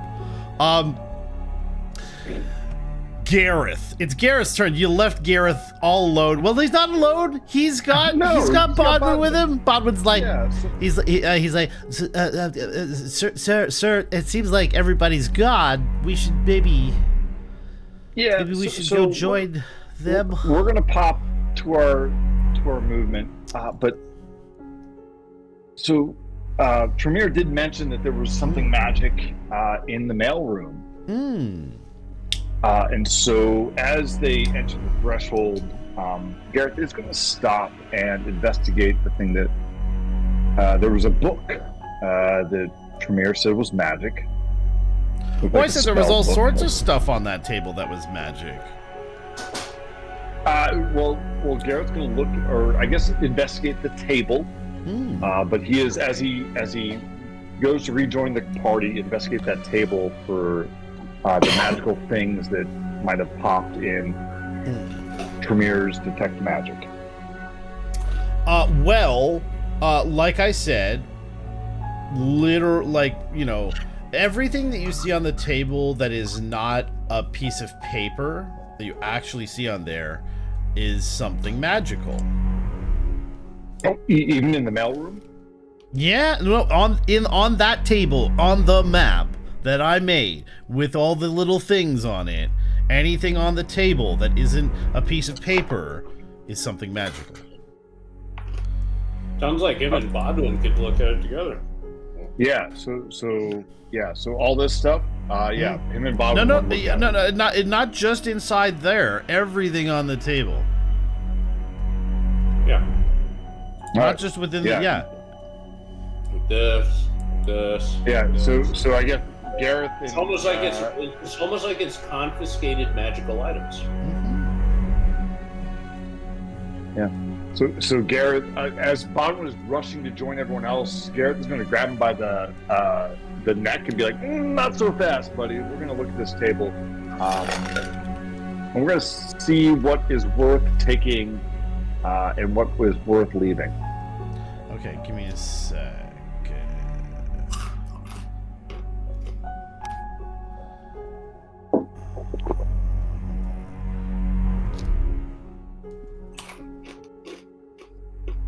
There we go.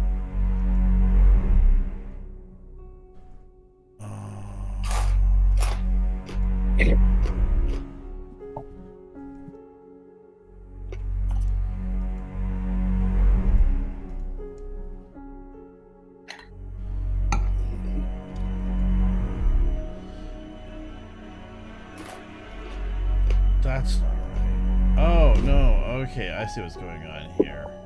Oh, I understand now. That's pretty dumb. Sorry, I was just checking a thing and it doesn't do the thing I was hoping it was gonna do. That's okay. Which was kill us, because you already killed us with the bag. It's all good. Okay, so what is Gareth investigating? I died. The table in the mailroom. But what specifically? Use your eyes and pick something. How about this book? Okay, that book. So Gareth is going to specifically look at the book. Yeah. It's a book. Okay, he picks up the book. Give me let me get what's the appropriate rule here? You give me an investigation check on the book. Investigating the book. Pick up the book, investigate the book. 16. Okay, the book is a detailed manual of a newly produced spell by a wizard who has been submitted. This table is a whole bunch of things that are being submitted for approval from the Magical Regulatory Commission. And this particular one that you just picked up is the research and development, including the final spell for a spell called Compel Mule. The spell Oh my god. is basically the command spell, but it only works on a mule. That's actually unbelievably fucking helpful. A lot of time and money has gone into the research of this spell. Like, For sure. mules are, yeah, like that's marketable. It's a problem that's been solved with this spell.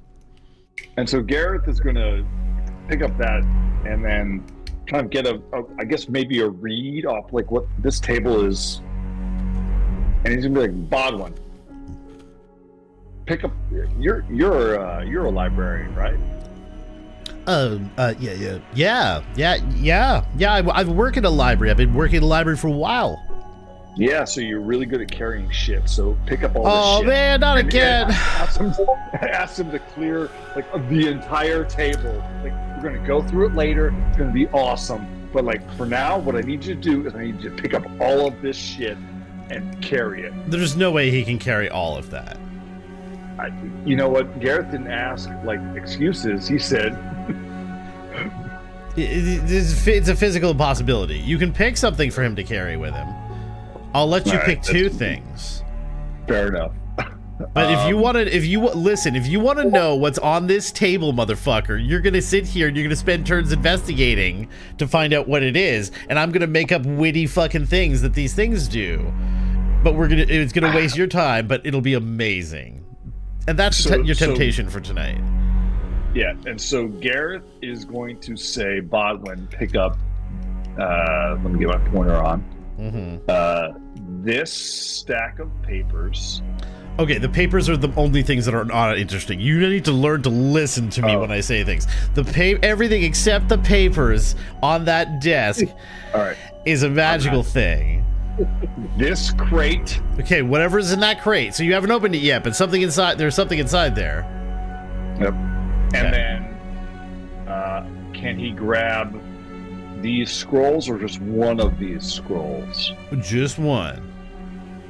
And then one of those scrolls. Okay, all right, let's see what you guys get. All right. Bodwin opens the crate and he pulls out a potion and a little notebook. And he says, and he starts reading the thing, and it is the notes of development and the alchemical components used for creating this potion. And it is a potion designed to cause the person who drinks it to become handsy and tend to grope people, and it's called Yearning Hands. Yo, this is a patent office. Yeah, that's exactly what it is. This is a patent office. And the scroll he picks up,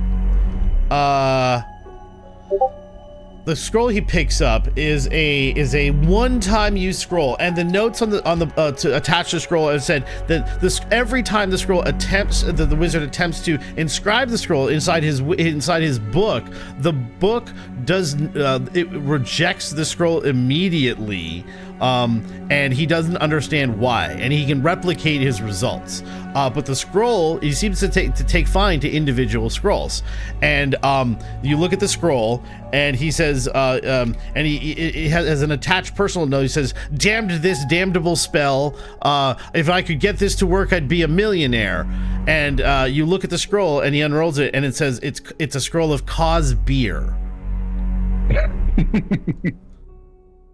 Apparently, you can if you cast this thing, the nearest vessel that can hold 1 pint will be filled with beer, and then the scroll burns away. I think those are two wise choices for Bodwin to have taken. They're wonderful. Why wouldn't you want one of these things? And I cede my turn. Okay. It is Fenric's turn. Okay. So Fenric, I'm going back for the table. No, I'm joking. Well, so while everyone else is while everyone else is doing that, Fenric's action is, I'm gonna basically I'm assuming a keyhole I can look through on the door. This one, yes, there is. It's a much heavy. These are much heavier doors than the door you guys just went through to get in, which is surprising, actually. For this one, Fenric is gonna just again, look through the keyhole, try and see what's on the other side of the door, and start the process of greasing the hinges. All right, give me we can say you do the greasing of the hinges as a bonus action, and then give me a perception check. Okay, that's a 29. A 29. All right, so the best possible angle I can give you. Hang on. Remembering how this thing works again. Okay, so you look through the keyhole, which is probably right. Oh, here, I gotta zoom out actually. Let's get a good thing. All right, so you can probably see from here. To here. Oh shit. Okay.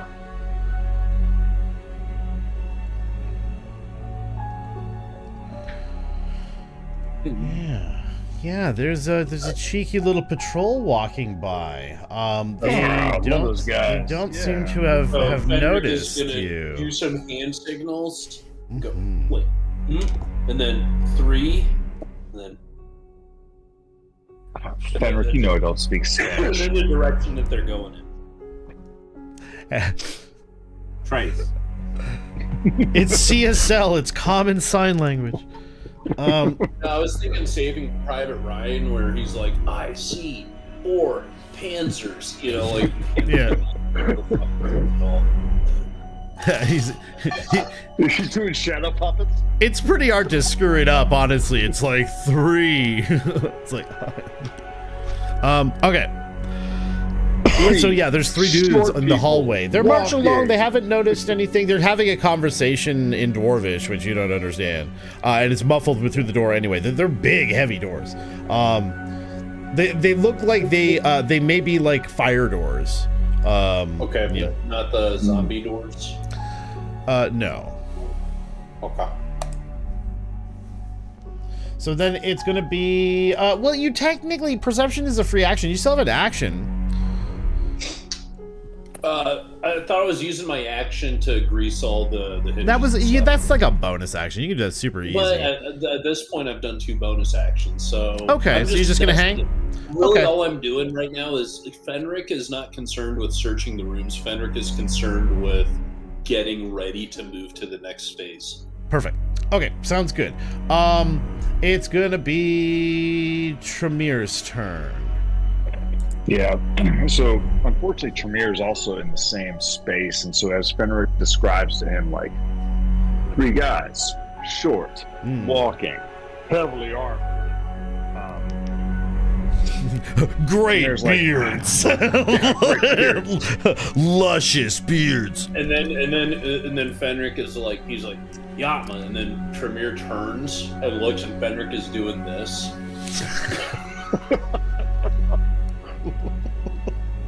Oh man. So you're hanging out, right? Yeah. Okay, Mag. And so Tremere is going to take a step back just so that Fenric is not in his aura. Mm-hmm. Very funny. And be like, Fatma. Mag's turn. Mm-hmm. Okay, so we have the stuff from the safe. Yep. I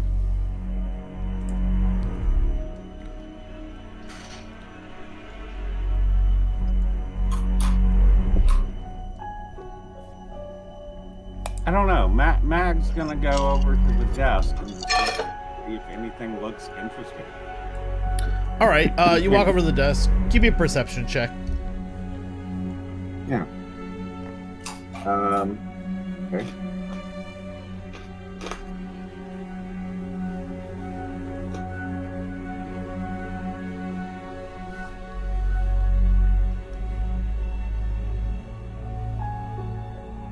18. 18. Okay. That means you find something good. Let me see. What's on the table that might be good? Oh, okay. Okay, see that brown book there? The brown book that's on the table. Mag picks it up and you look at it. It's got like, it's made of a much rougher leather than the other books. Like it looks like it was kind of not clumsily put together, but maybe put together without good tools or something like that. It looks very old. And you open the book, and it's a book about summoning spirits.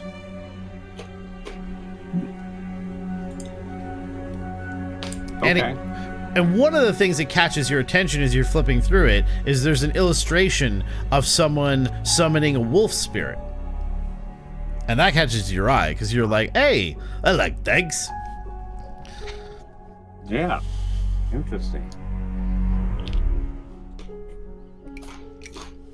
Okay. But if I look at it further, is there anything else, or it's just kind of like it's very everything else looks like there's like scrolls that look like they're probably magical, but like as far as like Mag would be concerned, probably not. There's other stuff though, like random. If you want to grab like a random scroll off the table, you can do that. Yeah, I'll just grab something else. Cool. You grab a scroll off the table. It is a scroll of just gonna catapult.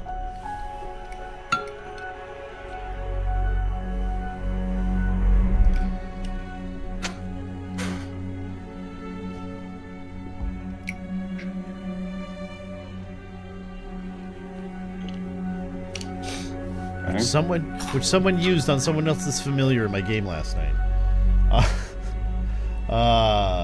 Let me see. Okay, so you got a scroll. We are doing environments again, right? Okay. Wait, what did the book have? The book is it's a book about summoning spirits, but you seem drawn to it.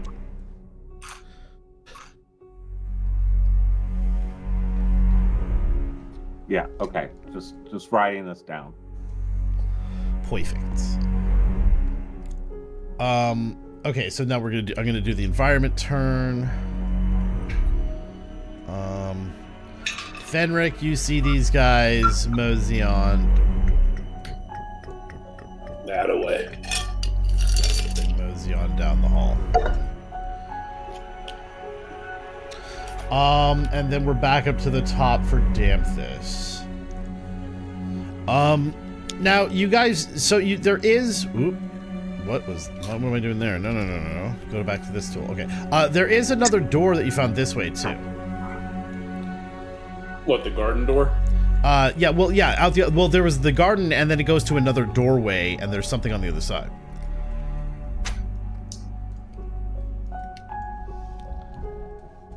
Well, and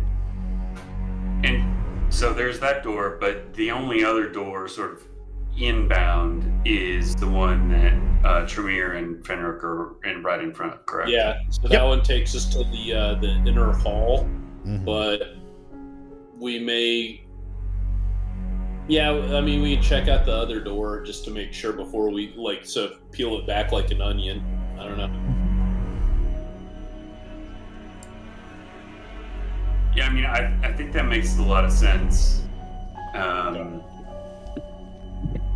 Yeah, that way if we have to beat an escape in a hurry, we know that room is cleared out. Because we have an idea of what this is, but we don't have an idea what this is. There could be, we could be coming this way to escape and run the hell out of here, and there could be 15 freaking giants in here for all we know. And Garrett's going to start grumbling. He's like, I started joining you, but I was already investigating that. And grumble. Yeah. So what do you guys want to do? We don't have to go in this order if you guys have a thing that you guys definitely want to do. Like if you want to go, if we're saying like, let's go through the doorway here. What do you want to do? What's next? Otherwise, we'll go in order and people could just decide what they want to do. Oh, I think there's value in checking it out. Your call. Yeah, I agree. I think there's value in checking it out. Given Damthus given his choice of grabbing that orb, one thing I wanted to clarify, Rob, you said just bonuses for magical, but do you have an actual stats for this thing? No, it's just a custom item. But you're basically whenever you have to add, like whenever you're making an attack roll or somebody is doing checking your DC or anything that has to do with your spells, it'll be at +1, what it would normally be. So it'll be one more difficulty or +1 to your attack roll or whatever. But for spell stuff, yeah. Gotcha. It's real good. It's get the term for it, but yeah, it's basically considered a +1 to your spell DC and your spell attack. Right. So I'm not really good at investigating. So as far as like doors and sneaking, so I'm gonna take one last crack at finding something on the desk that is of interest, and specifically to give you some information. There's the papers are being held down by the skull. He's gonna move the skull and see what. Let me also tell you, these things are magical, and there's books on the bookshelf that are magical as well. So just so you're not missing out. There's that sort of thing. So it's not just stuff on the table that's magical. But yeah, you can investigate more on the table if you like. But no, quickly describe. This looks like maybe like a glass setup, like for it's an alchemy sort of. Something. Yeah, there's an alchemy setup. Yeah. I don't really care for much alchemy. That's actually a good point. So. Don't trust the potions. Don't trust. Are you sure? Because they are definitely magical. Do that. Hold your guns. Yeah. So Dam's is gonna walk over to this bookshelf and search for a scroll or a book of interest. Okay, so you start looking for books of interest. Give me a investigation check on the bookshelf to find something interesting. Okay, investigation. Ooh, that is a dirty 22. Dirty 22. Okay, what's your highest spellcasting level? Highest spellcasting level currently is 6th. Okay. All right. I'm sorry, 5th. 5th. Okay. All right. So you pick up a book and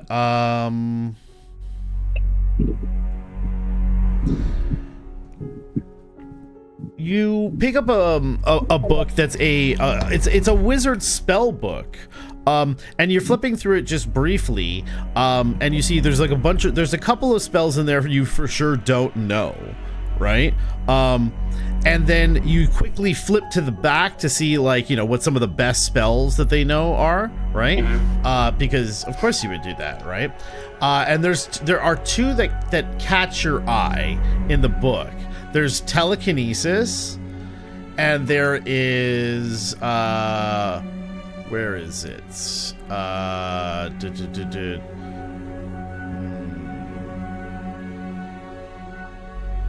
Telekinesis and Bigby's hand. Now, there's probably more spells in the book if you want to just keep the whole spell book. And then you can, when you have a long rest, you can go through it and see if there's any spells that look worth copying into your spell book. Yeah, and that's exactly what I'll do. I'll just palm the whole book. Cool. All right. Gareth's turn. Is he going to investigate the table again? You know you want to investigate the table again. No, he isn't. He is, knowing that we're trying to get, where we need to go. Going to head back towards the other doorway. All right. How does he know that? Know what? Because we started talking about it, right? Oh. We can metagame a tiny little bit. It'll be fun. Okay, all right, got it. It'll be fun. Right. Gareth. Okay, so he's heading over. There's a lot of content to get through otherwise, right? So Yeah, all right. yeah. So he heads back over there. So he's gonna go investigate the room. Go up to the door. Yep. There's the door. What would Gareth like to do? What action would Gareth like to perform at the door? Perception check to see if there's anyone behind the door. Okay, give me a perception check. I feel like Fenric. 25. 25. Okay. So That's Gareth hard. kind of leans kind of close to the door and listens.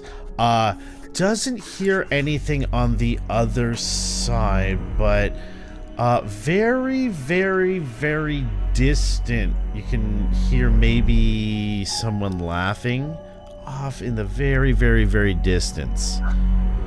But like on the very edge of his hearing. But that's just because he rolled so high. And so he's going to kind of use Bodwin as like a relay point and be like, not a guard room, but I hear someone laughing and it creeps me out. It's like, can I do a roll? Is it Ensa's laugh? Have we ever heard Ensa laugh? Because like, I know that would incense Fenric. Is it Ensa? Can I do a history check to be like, that sounds like Ensa's laugh? You can do that. I'm a bard, so I'm good at everything, which is amazing. That's a 19. It's really fun being a high-level bard. It is not. It's definitely a male-sounding voice. Male voice, okay. So, can I squeak open the door? Absolutely, you can. Oops, I did not mean to do that. Me neither. Will the orb fit? I was pressing hotkeys on the wrong window. Okay. You open the door and reveal what looks to be some kind of conference room. Way at the end, there seems to be there's like a bunch of big windows and a big long table. There seems to be like refreshments over in the corner, and like up here there's like an easel with like some kind of artist's rendition on it. Ooh, Gareth. Oh, and the doors are wide open. Oh. Oof.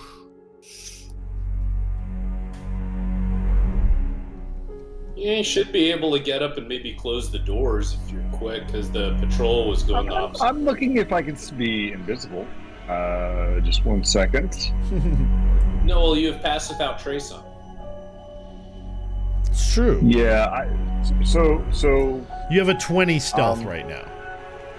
Yeah. So I'm gonna just like sneak this way to see what is on there, and I'm gonna roll with the plus 10. It's an 18 stealth. For what? No. You're riding on a 20 stealth right now. Okay. Yeah. We're gonna start practicing our listening skills, Alex. All right. So you're riding that. You don't have to worry about stealth until you take an aggressive action, or unless someone like full on spots you like walking into the room and like, you're just standing out in the open, then we're gonna be in a different situation. Go get a closer look at this easel.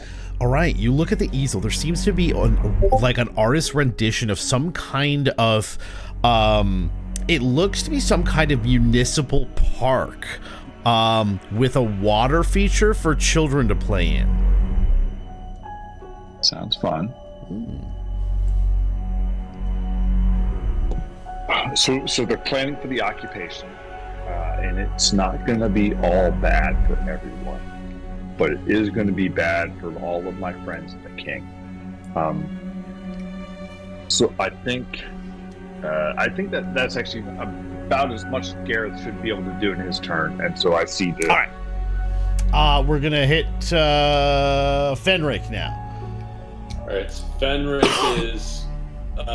How far do you want Fenric to be able to go? Because so Fenric is gonna move pretty. He's probably gonna you can dash. basically. I tell you what, you can go from being in. You can go from one room at a time. Basically, you can move into the mailroom and perform an action in the mailroom if you want to, or you can just use both your things to move all the way to the other room. So cunning action to dash to get me here. Sure. And then. So I'm going to kind of flatten against this wall and then take a peek into the hallway. Okay. Go ahead and position position I'm yourself. I'm going to be looking at this angle right here. Okay. All right. So I will give you. Let me see. Give me a perception roll. Okay. 27. Give me a perception roll. Stupid high. There. Done. Well, I got a plus 12. That's where he put the points. Yeah. Oh, I love it. Yeah. Okay. Coast is clear for the most part. Let's get you out to about here.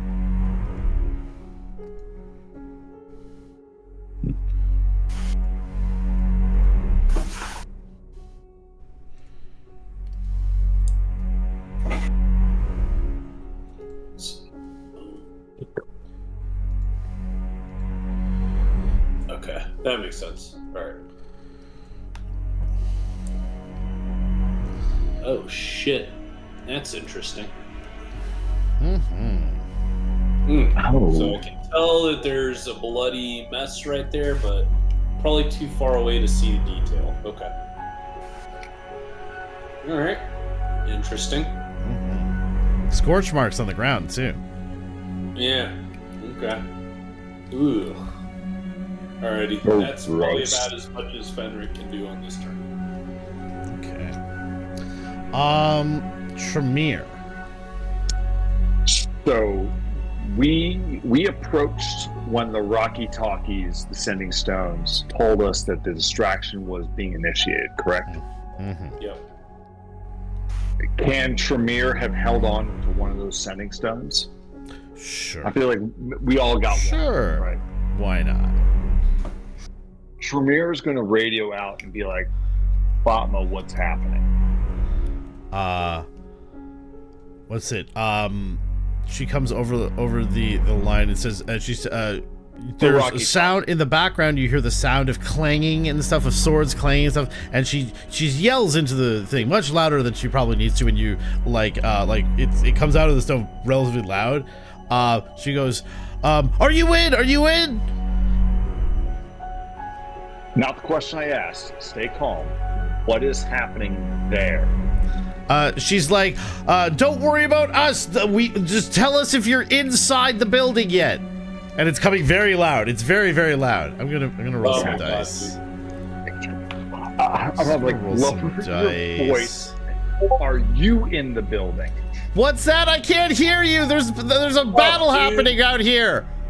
Oh, you gotta stop her. Turn that fucking thing off. Turn the fucking thing off. Put it in your pocket. And so I will regretfully pop it in the pocket and be like, God damn it. Okay. Be cool. I Pop it thought back you in were your cool. Bro, Have you Not met cool. Yatma? not cool, type man. A. Not cool. We choose our choices, and we don't regret them. And so, knowing I just made a fucking huge racket, I am going to prepare for the first person that pops open the door, and Okay. so I'm going to kind of like back off, Okay. and like, but just so like as the doors swing open, like surprise, axe to the face level. All right. You prepare for the door to burst open. Mag, what do you do?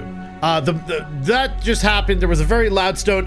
Both you and Danthus whip your heads around as soon as the noise starts coming out of the sending stone, and you see True stuff it back in his pocket, and he takes out his axe and he looks at the door expectantly. Yeah, I'll move over. Get within my aura. What? Everybody Yeah, with huddle my up. The three of them in front of the door inside his aura. Well, what does your aura do? I don't remember. +3 to all saving throws, +4 to initiative, and you can't be frightened. Do I know that though? I feel Yeah, like you I've would explained know. it to everyone. Tremere Yeah. has told Like, you I'm about pretty this. powerful. Yeah. Like, You I'm feel not- the difference when the aura is activated and you're in the aura. You feel the difference. and I brag about it a lot. Yes, and he won't shut up about it. It's like he's a vegan or something. Yeah, I'll get in there and I'll be like, this is pretty good, but not as good as eating meat. I mean, he's out of line, but he's right. I mean, nothing is. Nothing is. Tasty. Mhm. Unless it's too big, right? Too big of a steak. There's no such thing. Okay, But yeah. yeah. So yeah, you get in the aura. You get in the aura. And then what? Well, you're in the aura. Anything else? Yeah, we're Prepare just for attack. preparing. Okay. Yeah. Okay. You prepare Yeah. for it to be Hold attacked. my weapon. So Okay. All right. Dampus, have you gone yet? Yeah, you picked up a book. You know what? I might as well just like The real use. wizard. We I made should- it through. It's the I should just environment. use this tracker Yeah, instead of just environment. guessing. That's a lot easier. Okay. Okay. So I guess I have to do some stuff. Hold on. Let me just. Okay. Hold on. I'm gonna just roll some dice in the dark real quick.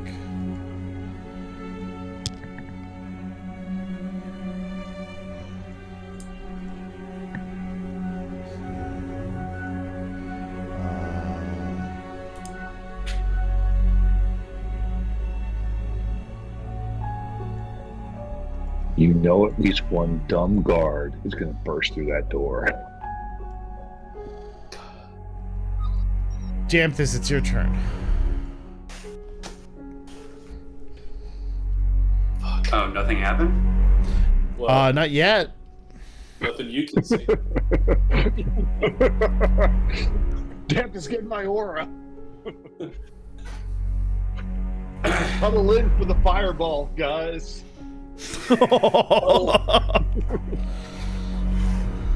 Well, yeah, I mean that would make a lot of sense. And so yeah, that's exactly knowing how loud the sending stone was that Tremere should have thought about before pulling out of his pocket. Is Tremere a thinker, or is he a doer? Yeah, exactly. Yeah. Yeah. So He not takes only, it as a compliment. not only does Dampus find himself hopping in the aura, like the furthest he can get away Feels from good. the door, but Yeah. still inside of the aura. Feels good in the aura. It's good. It's like a hot tub. And just holds for whatever's coming next. All right. Okay. Gareth's turn. All right. Gareth, who's not mad at Tremere for some reason. Nah. He probably couldn't hear Yatma's aura or Yatma's sending. Definitely could. Is going to. I mean, we can roll to see if he heard it. We can win, if you really want to, but we can just keep going. We'll just keep going. Yeah. He's going to look the other way for the doorway, knowing that his friends are in that direction. Oh, yes. Hallways go 2 ways. That's true. Give me a perception check. That is a 18. 18. Okay. Not quite as good as Fenric's. No, nothing is. Oh, look at Actually, that. Oh, there's a door. Oh, there's a door. Oh yeah. And so Gareth is actually, because Fenric's kind of giving like the suspicious but all clear like hand signal. He's like, well, minus the dead body and the scorch marks, it's clear. And Totally. There's a door, which means we're good. Mm-hmm.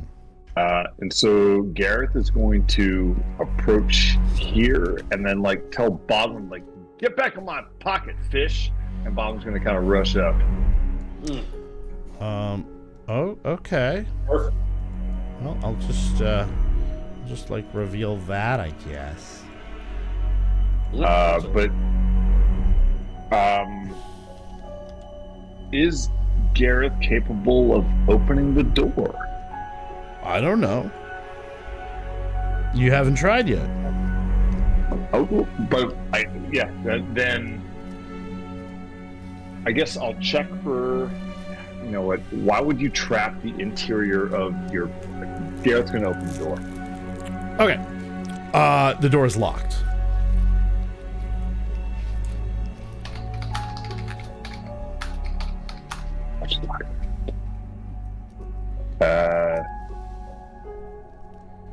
Gareth is going to communicate this to Fenric and be like, hey, got a locked door up here, buddy. Okay, yeah. Fenric's like, he's like, hey, look. Yeah.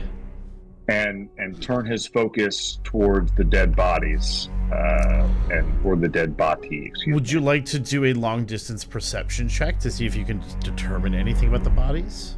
I would. At disadvantage, or it's going to be how disadvantage. Yeah. Nat 20 or an 18, so that's a 28. Holy shit. Okay. So with your eagle eyes, you look at the bodies over there. The body has clearly been hit by some kind of fire-based offensive spell due to the kind of scorch marks on the ground. But also it seems he has been assaulted with conventional arms due to the amount of blood spilled around. This guy looks, not what is on the map because I don't have a stamp for everything, but he's actually dressed in what looks to be a civilian like a civilian security kind of uniform. Like, you mean like a not contract, like third yeah. party, like, Well, somebody who would work in a place like this. It looks like he works here. Yeah. Not really military dude, but like, he was armed and he works here as security. Okay. Or he used so to. Is this old or new? I mean, it looks pretty old. I mean, like not that old. How old would you say? Okay. Maybe a day or two at the most. Okay, yeah. So day or two, not. Yeah, the blood. Hour. The blood is looking tacky and gross and sticky and. So this is not like a Fatma invasion sort of thing. This is like when they initially took over the building. Yeah. Thing. Yeah. Okay. That's what. Yes. Okay. So that makes complete sense. And Gareth sees his turn. Okay. It is Fenric's turn. All right, so Fenric is gonna. So Fenric has noticed a few things. Mm-hmm. One, he's noticed a door. He's also noticed this punch bowl. So Fenric is gonna move up to the door and attempt to open it. Oh yeah, the door is unlocked. Oh sweet. Yeah. Inside so the door. I'm going to cautiously open the door, Hold but on, I'm opening the door. Where is this going? Yeah. It's the. I clicked a thing and it went to the wrong spot. Okay. All right. You open the door. Inside, you find baked goods. I need a croissant. You find powdered creamer and instant coffee. Okay, so it's their coffee bar. Fenric doesn't make coffee, as we learned in today's session. So Fenric is going to close. Canonically, now he doesn't make coffee. Doesn't make coffee. So Fenric is going to kind of close it, but then he's going to kind of look like, I'm going to reach into my bag. And I'm going to pull out some poison. And I'm going to poison the punch bowl. Okay. You do. So, I'm going to drop some lethal poison into the punch bowl. And then I'm coming up this direction to link up with Gareth.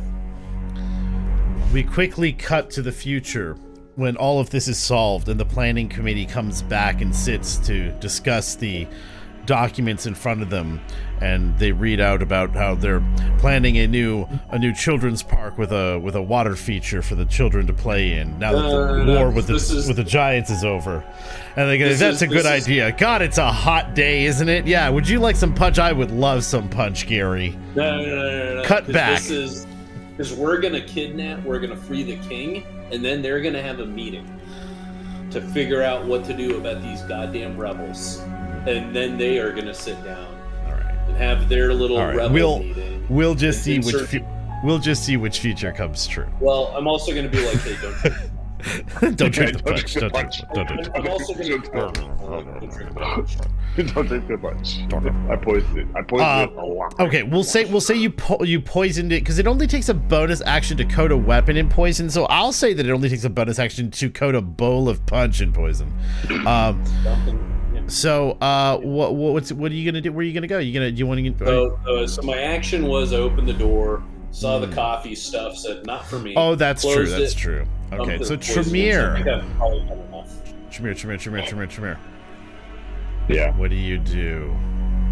So I'm back like in this expectant. Like the door's gonna. Yeah. And so nothing happens. So nothing happens. Take a deep breath. I'm gonna take a deep breath, and I'm gonna approach the door. Okay. What do you say to the door? Is it locked? The door? You want to find out? You test the handle? Yeah. Yeah, the door's locked.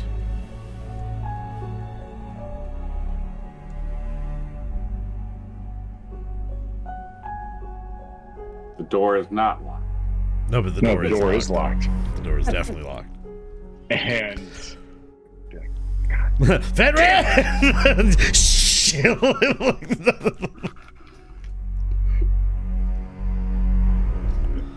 I'm gonna look at Dampus and be like,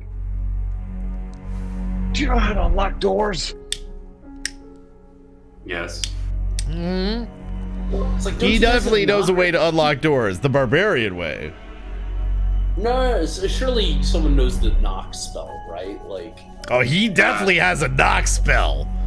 No, not that knock spell. and so Tremere is going to like look for, is there like, it's locked from the outside. Doors lock both ways when you lock them. Yeah, you have a key. Right, but is there an unlock mechanism from There this is. side? It's called a door. It's called the what's it? The keyhole that Fenric looked through. Yeah. It's a two-way keyhole. It's built into the door. It's You just can a look keyhole. through it, and then in the bottom is the locking mechanism, because it's one of those old big keys. Yeah, It's an old-timey key key for that, and You so definitely don't have Tremere a key for that. is going to curse a little bit, silently under his breath, and reach for the Rocky Talkie, and then be like, "No, that's not a good idea." No, that's a bad idea. And see his turn. It's Mag's okay, turn. all right. Mag, it's your turn. You definitely have a knock spell. It's you going open sesame as you kick the door. It's a good knock spell. It's a good knock spell. If you remember how the fight in the town square went, we should probably roll stealthy just a little bit longer before we get loud. I don't know if that's accurate to how I feel. You all Right, stop. you're I mean, Tremere just wants to blow up everything. That's true. But I don't think that's the right move for us right now. Mag is going to defer and look to Damphis and say, "Can you get this open?" Use your magic. It's like that's not how magic works.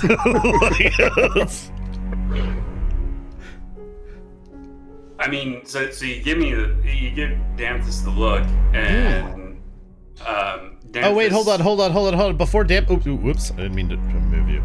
Before Damphis' turn, I get to go again. It's the environment's turn.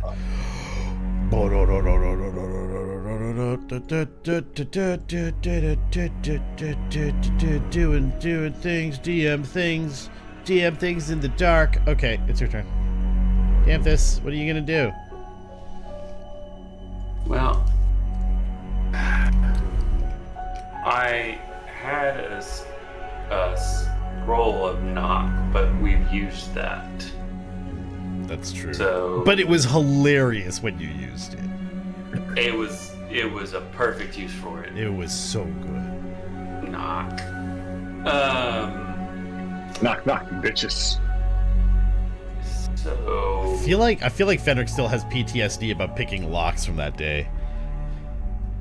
It's really the dispel that, you know. Yeah. That would, yeah. Yeah. Let's see.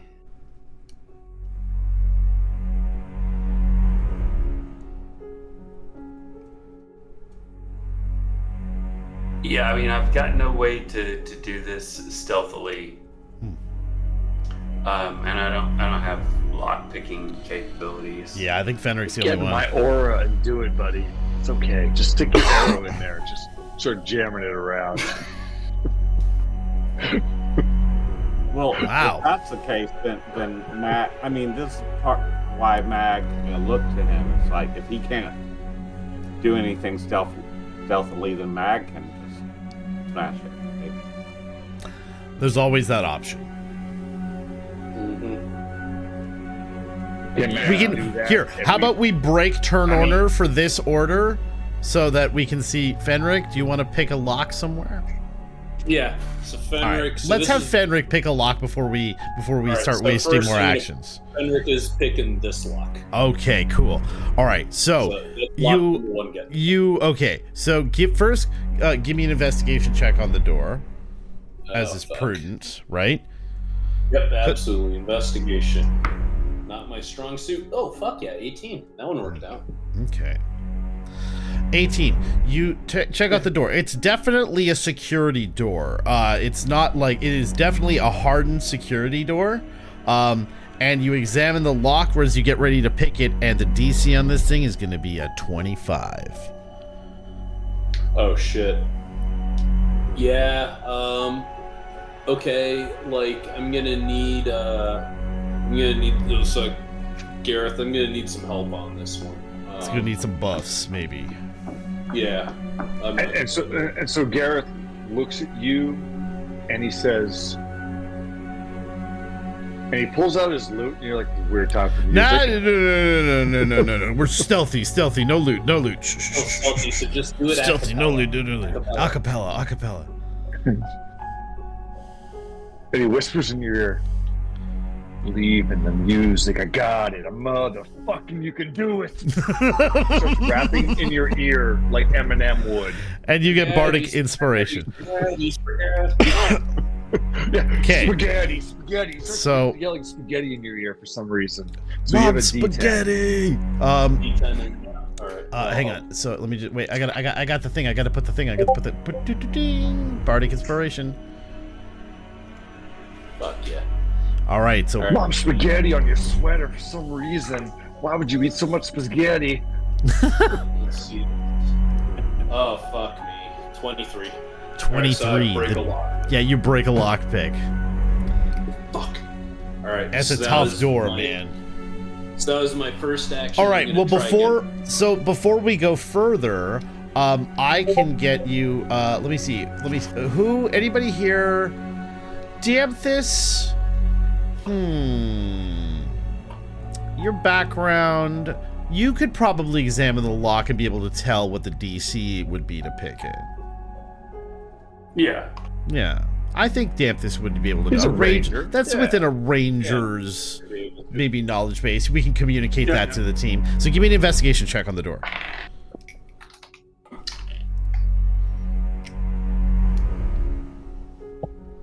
So that is a 21. Awesome. With a 21, you can see, okay, not a security door. Definitely a big, heavy door designed to keep people out, but not a security door. The DC on this is going to be a 20. Gotcha.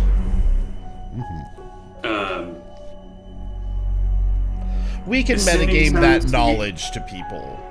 Yeah. I was going to say... you have a decision to make, basically. But again, big heavy door, like a boot to the door. Are we thinking shatter? Or are we thinking like it's going to take a lot of strength?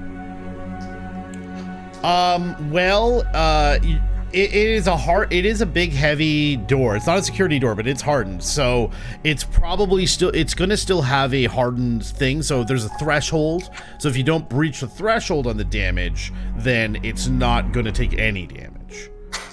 It's a siege thing, basically. If you have something designed to do siege damage, it bypasses that. But, yeah. So he could, I mean, there's, like, one of Mag's attacks could probably smash the door, though. And that's what I was. So, and I guess here's a question. Our sending stones, we got multiple sending stones, Rocky Talkies. Can I talk to Fenric with one? Sure, yes. You guys have a personal set. Yes. This makes things a lot easier. So, yes. Yeah, that's where I was going, Tremere, is to radio Fenric and say, hey, we've got a better door. I wonder if I can... and so I'm going to be like, hey, Danthus has something to say to you, Fenric, and I'm going to hand my Rocky Talkie to Danthus. Yeah, what you got? This thing's a bastard. So, given what I've seen of doors, this is not a security door here. This is just a standard internal door. It's fire rated, but the lock system looks like it's just an interior door lock set. Okay. Yeah, let's try that one. Hey, Gareth, Bodwin, let's go over to the rest of the group. So I can move. So they rush over there. You got him. Yeah, I got. But before Fenric tries to do anything, sure. Yeah, everybody position up where you want to be. Hey, Bodwin, you got like a guidance you can give? Yeah, Bodwin is going to grab Fenric's shoulder and be like, I believe in you. Bodwin cast guidance on you. Fuck yeah. Alright. Give it a shot. You used the Bardic, right? Or do you give him another one? What? Do you give him another Bardic? Because he used one. Wait, does it continue over? Or does no, it doesn't. It's a one-time use. So, but if you are, then the answer is yes. The answer is yes. And as Fenric is rushing towards the next door, the entire time Gareth is in his ear like, "You got this, motherfucker! You got this, motherfucker!" Okay. So you have a D10 and a D4 to add. 21. With my +5, that was 21. Nice. Not great. It still opens it though. 21 is still enough. So yeah, 21 is just barely enough. So yeah, the door clicks open. Give me a second to show you things. I'm just updating tags. That's really complicated. Okay. All right. So you oops.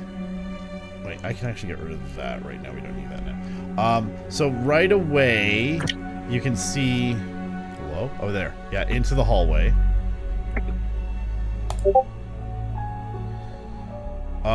Do you want to step out into the hallway? Which direction do you want to look? So I know that so here's what I'm thinking. is I saw the guard patrol go this direction. Yeah. I know the security door is down here, but I think there may be someone posted behind the security door, and I haven't checked that way. So I'm going to look this direction first. So I'm going to do a peek. All right. I'm going to peek that direction. Cool. Cool beans, cool beans, cool beans. So you look down here. Okay. Coast is clear. Alright. Yeah. Yeah, so check that way out, and then I see these plants, so I'm just going to bounce to the other side of it. Okay. Sounds good. You go all Sneak sneaky that sneaky over there. All right. Now we will resume order with Danthus. And then, do I see this end of the hall? Oh, yeah. You want to look down that way. Okay. Yeah, sure. Yeah. Let's see what I can give you there. Where are you? You're there. So.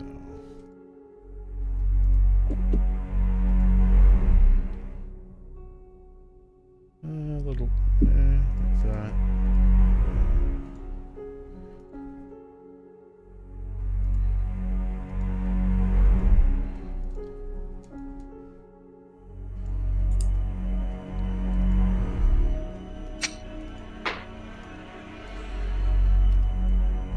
There we go. Interesting. Yeah.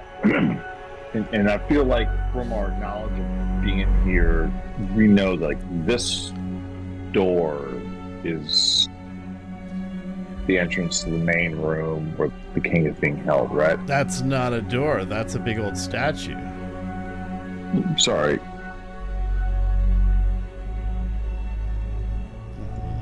There's a door here. Oh, that door? That's definitely not where it meets. You met the king. You met the king somewhere in here in the middle. Okay. Yeah. You saw the parliament was somewhere around here, and then the place where you had the meeting with the king was right around here. Yeah. Okay. So, Rob, can you help with the description? What are these bookshelves? Those are benches. They're just benches. They're benches for people to wait in the hallway for meetings with people, I guess. It looks as though that would be where someone would wait outside to have a meeting with the Lord of Tomes. Yeah, for the courthouse, yeah. Mm-hmm. Gotcha. So Dantus is going to slide out into the hallway and sort of position himself. Is that a side table? A torch? Side table? Yeah. Positions himself here, but sort of against the wall, so he can have a better vantage point, seeing a little bit this direction, but also checking out this direction. This high quality might be better. I wonder if that'll help. Okay, so you position there. You want to try to extend. Where are you trying to look? So primarily. Well, there's a door. There's a door right there. There's a little plaque on the side here. If you give me a perception check, you might be able to see what it is from there. Yes, I will gladly roll. And I roll 19 plus 6, so that's 25. 25. The little plaque on there, you can see it's printed very clearly. It's a triangle with a circle on top and 2 rectangles at the bottom. It is the universal sign for the ladies' room. Of course. Oh, nice. If I need to go pee, I know where I need to go. So, well, that's the ladies' room.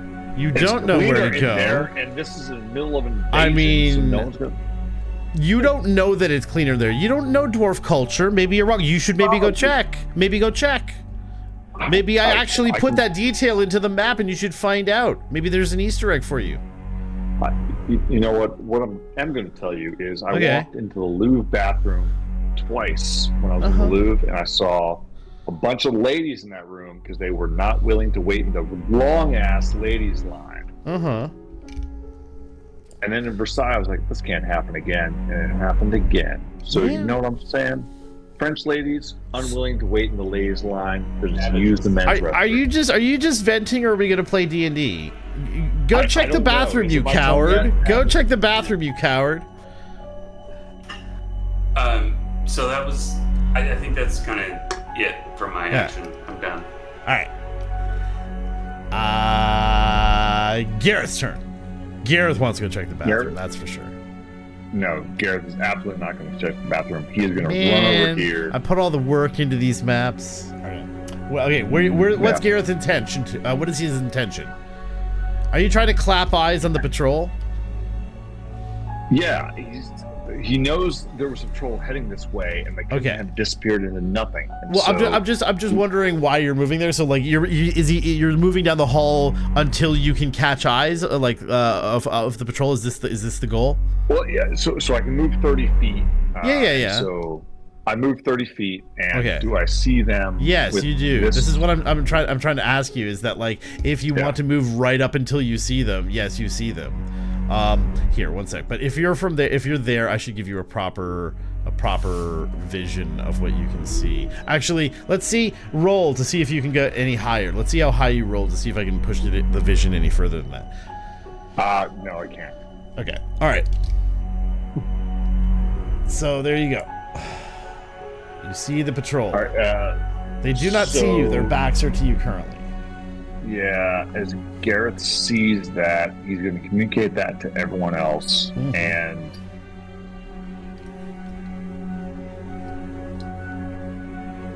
I need to spell this better. I'd probably do something. You know what? I'm going to cast invisibility on myself. Nice. On Gareth? Yeah, on Gareth. Okay. No, unattach. There we go. And I'm going to move an additional 30 feet to right here. Wait, hold on. How are you moving an additional 30 feet? You can cast a spell. He's not a rogue, so you can cast a spell, or he can move. So I'm invisible. Okay, he's invisible. Bodwin is very much not. However, he does have a 20 stealth currently, and he's next to a plant, so he's considered hiding. Which is hilarious, because he's just like... And by the way, plants, not real. They're fake plants. Oh, of course they are. Nice. Yeah. But yes, Gareth does cast invisibility. Okay, Gareth that's the end of his turn. Fenric, it's your turn. Alright, so Fenric is gonna come down this way, because I kind of want to see what's going on down at this end and check out this door. Okay, this door here. You're gonna put open it in there, so I might as well see what it is. You gonna check out the bathroom? Okay. Awesome. All right. Now I can't whine about it anymore. You open the bathroom and inspect it, and it is indeed spotless. Huh. Almost as if Sir Sweeps had found it there. Maybe you should tell Sir Sweeps that the bathroom is still clean. I bet that would lift his spirits. Or maybe he'd be distraught that someone's doing as good a job as he did. Maybe that would make it worse. Who's to say? Madam Sweeps. Oh no. Okay. But upon examination, there's nothing else special? No. There's a door. There's another door over here. Oh shit. Okay. Yeah. Keyhole? No, not in this door. Fuck. And let me just let me inspect that door. Okay. Investigate. That is a 17 on investigation. 17. Yeah, you investigate the door. It's an ordinary interior door. It doesn't even look like it has a lock on it. And even without having rolled yet, you can hear voices. Do I recognize any of the voices? voices? No, but one of them is very deep and gravelly sounding. And well, roll insight for me. Okay, insight. 17. You're sure it's the voice of a fire giant.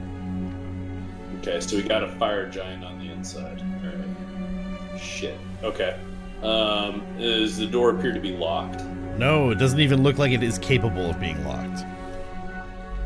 Fuck. Okay. So I can't get an idea what's on the other side. But it's a fire giant. Okay, I'm not gonna do it on my own. So I'm gonna, at this point, I'm gonna sneak back up this way to regroup with the party. Okay. Hide behind that bench. Sounds good to me. Tremere, it's your go. Okay. Seeing Fenric sneak up on that bench, I'm gonna join him. Come on. There we go. And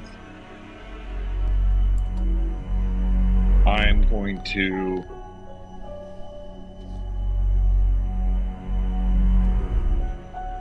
use my bonus action to cast Shield of Faith on myself. Okay. Don't love it, but here is what I'm doing. Alright. Right call.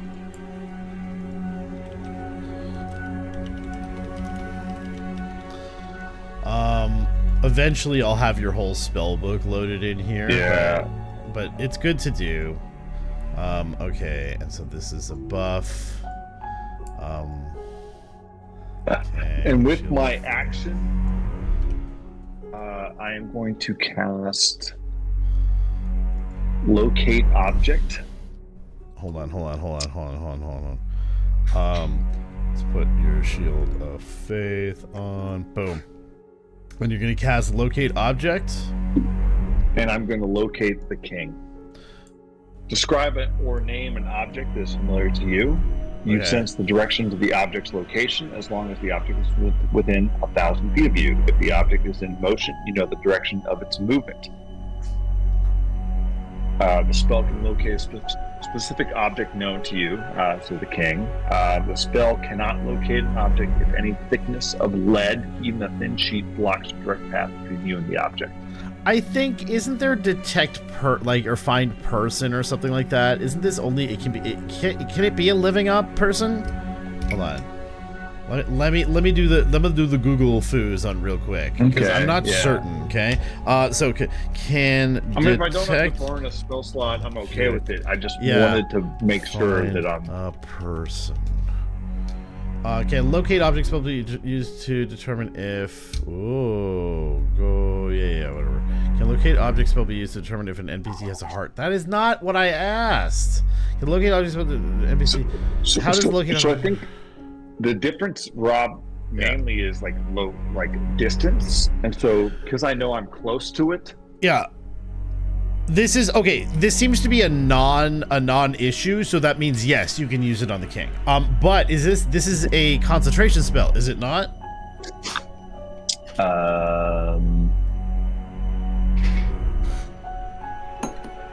Yes. So I will drop detect magic. Yeah, well, you would have had to drop detect magic anyway. You're gonna lose Shield of Faith though, if you cast thing. Isn't the Shield of Faith a concentration? Oh, it is. Yeah, never mind then. I'm not. Okay, so you're leaving Shield of Faith up. Okay. Leaving Shield of Faith up. Okay. And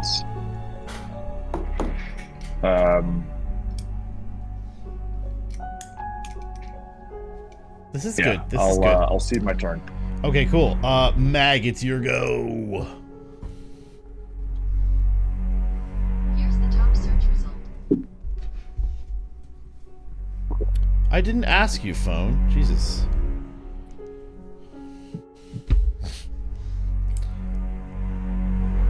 Damn, phone's spying on me.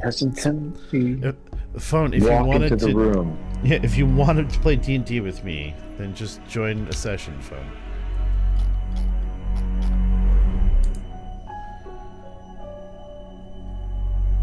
Okay. You're muted, Mag. She's like, I said all the witty things, though. He's shadowing. That's what I think. Cool. Sounds good to me. So environmental go. Okay, environmental go.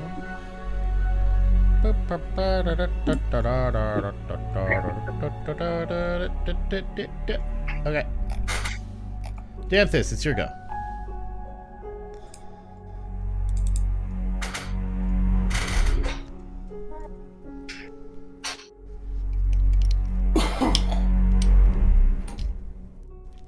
You're muted too. I said all the witty things. It was amazing. It's a witty session. It's great. It was. I was quipping on the fact that I'm not concentrating on anything and more than willing to cast locate object. Okay. All right. Sounds good to me. You fucking son of a bitch! I hate you. Man, that's an awesome idea, Danthus. You know what? Man, you It's an have the amazing best flex. ideas, You have good man. inspiration. If only other people had as good ideas as that. Let's be honest. Only our paladin was a dumb bitch. I'm just looking. I want to find the most appropriate one. Okay, what do you think? What color do you think in your head would the object locate object spell appear? Wait, Well, thought- I mean, I kind of think, I'm looking for the king, so something stately, like a royal blue or something like that. Ooh, this one's kind of pretty. Let's see how big it is. It's gonna be huge. Watch. Oh god, it's huge. But I like it. It looks cool. Can you guys see it if I put it here? It's covered up by the fog of war. Okay. Yeah. Hang on. What if I do? What if I did this? Is it still covered up? Yep. Yep. Well, shit. Okay. You know what I'll do then? Instead of that... Can you draw a line and link it to? Yeah, I think it's a radiant. How it needs to be the. Hang on, one sec. What if I did... What if I did... That doesn't show up either, does it? No? Doesn't show up? Okay. Well... In that case... Why don't I...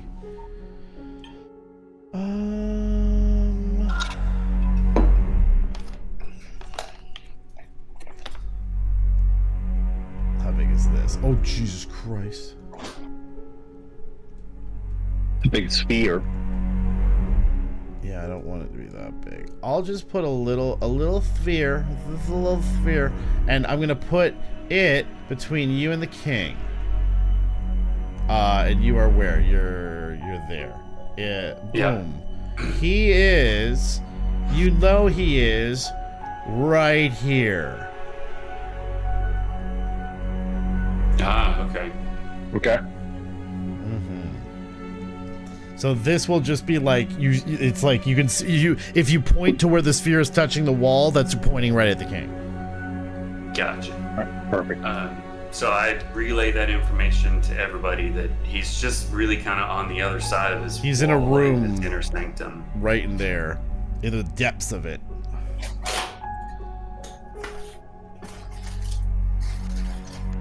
But there's also a door up here that you guys see. I don't know if you can see that or not with the fog of war. And you notice that this door... Oh, you can't see it. Hang on. And we did notice the doorway, but we can't see past it. Yeah. There's that. You can see those doors? Are you starting to see a pattern with the door colorings? Can't really see them. What was the deal with the colorings? So this door, it's another gray set of doors. They're iron doors, so they are indicating that they are locked doors. Oh. Yeah. We didn't pick up on that, but Yeah. iron. We're about to be able to go where roads. We don't need roads. Yeah. From this distance, can I perceive whether that's one of the strongly locked doors? Give me a perception roll. And Fenric, that thing you were looking at there, that you were pointing at, that's a giant ass painting of a war, of a battlefield. Yeah. And it looks really awkward in the hallway and kind of like hung like it's crooked. It's odd. Okay. So that perception roll was only a 12. A 12. Oh, yeah, from this distance, it's a little bit difficult to tell.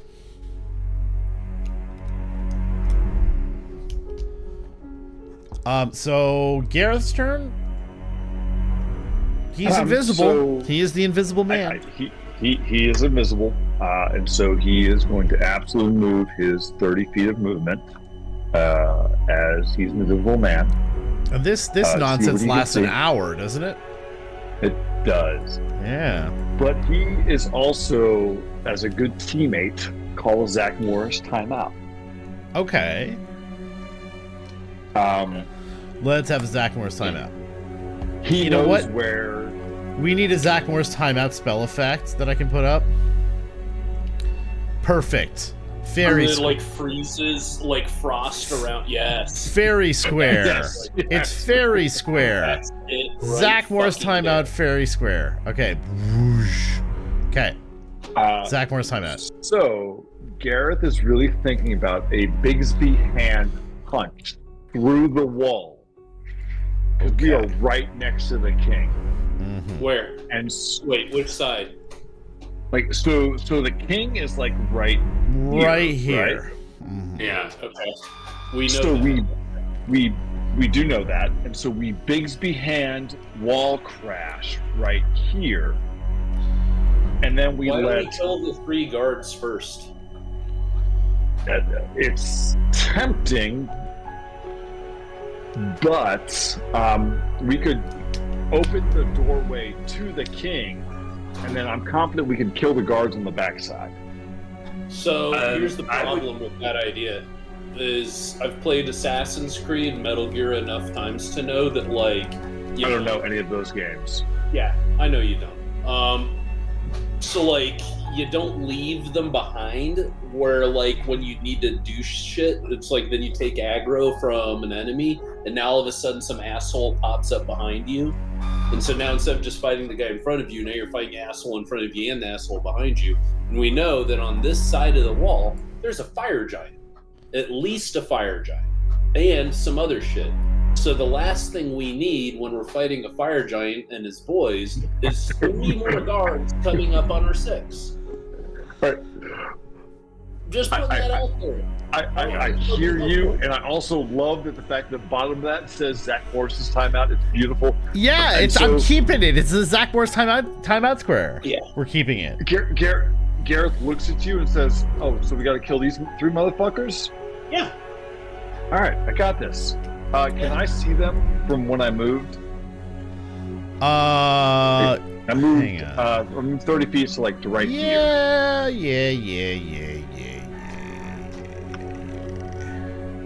All See, right. guess what? There's another door. Ooh, another door. Yeah. So right. anyway, I think we need to kill these dudes. Yeah, cool. Yeah. Punch through the wall, I think is a good idea. But if we can dispatch them quietly, without raising an alarm, then I think it helps our odds. And right here, there is yet another poorly hung giant painting of a more different battlefield. Fascinating. Okay, so there's something. Gareth casts synaptic static. Oh, are we? Is Zach Morris timeout over? Is Zach Morris timeout over? We're still in the Zach Morris timeout. Yeah. There's no casting sorry, spells in the sorry, Zach sorry. Morris timeout. Sorry, you told me to kill those 3 guards, so Zach Morris timeout is untimed, so I can kill those 3 guards. Well, hold on. We have to all so agree we that the Zach Morris both timeout is done. Kill the 3 guards and then punch through the wall. Is that fair? Like, Okay. So I'm not going to be able to punch through the wall after I kill these 3 guards. I So will. that's up to me. I can tell you right now, that the dwarven masonry, Bigby's hand is not gonna do it for you, my guy. Yeah. Oh, okay. Yeah. You're also I mean, pointing it's at, cool. honestly, when I look at it, literally the thickest part of this wall. Yeah. I mean, Biggs Buchanan is like 8d6 of damage.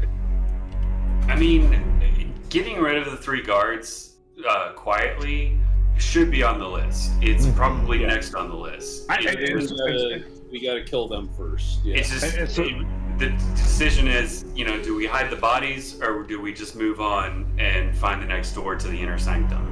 Okay. Hold on. Are they still heading this direction, or are they coming back? Oh, they're still heading in that direction. Okay, so here's what I think we do, because we know their patrol ends right here. Is I get us into this room, we wait for them to come by on their way back, and then we freaking gank them from behind. Gareth is pretty confident he has a way to do a crap ton of damage that is silent through a spell. And Okay. kill them. What's the spell? All 3 of them? It's called All Synaptic Static, yes. It has a 20-foot radius. What's the range? 120 feet. You God should damn. measure that real quick while I look for a good thing. No, it's legit. It's. I know it is. I there's- just okay, good, because I'm just looking for. You said synaptic static, and it's a 20-foot ball. Yep. You choose a point within range and cause psychic energy to explode there. Each creature in a 20-foot radius sphere centered on that point must make an intelligence saving throw. They don't seem smart. A creature with an intelligence score, a target takes 8d6 psychic damage on a failed save, or half as much damage on a successful one. On a failed save, the target has muddled thoughts for a minute. So they can't cry for help because they're like, ah. During Here. that time, it rolls a d6 and subtracts that number from all its attack rolls and ability checks, as well as its Constitution saving throws to maintain concentration. The target can make an intelligence saving throw at the end of each of its turns, ending the effect on a success. So what we know is that this part of the hallway. Oh, god damn it! I don't know why it freaking exit booted me out. So in this part of the hallway over here, we know that there's no bad guys. Over here, we know there's nothing in these rooms. We have no idea what is over here. So we can use that spell. We can use that spell on them when they're over here, though. Yeah. And they Get come them back. Get them when they're coming back. Get them on, they come back. So we get into this room, we take cover, we wait for them to patrol past, and then we can do it, and it removes a shitload of risk and uncertainty.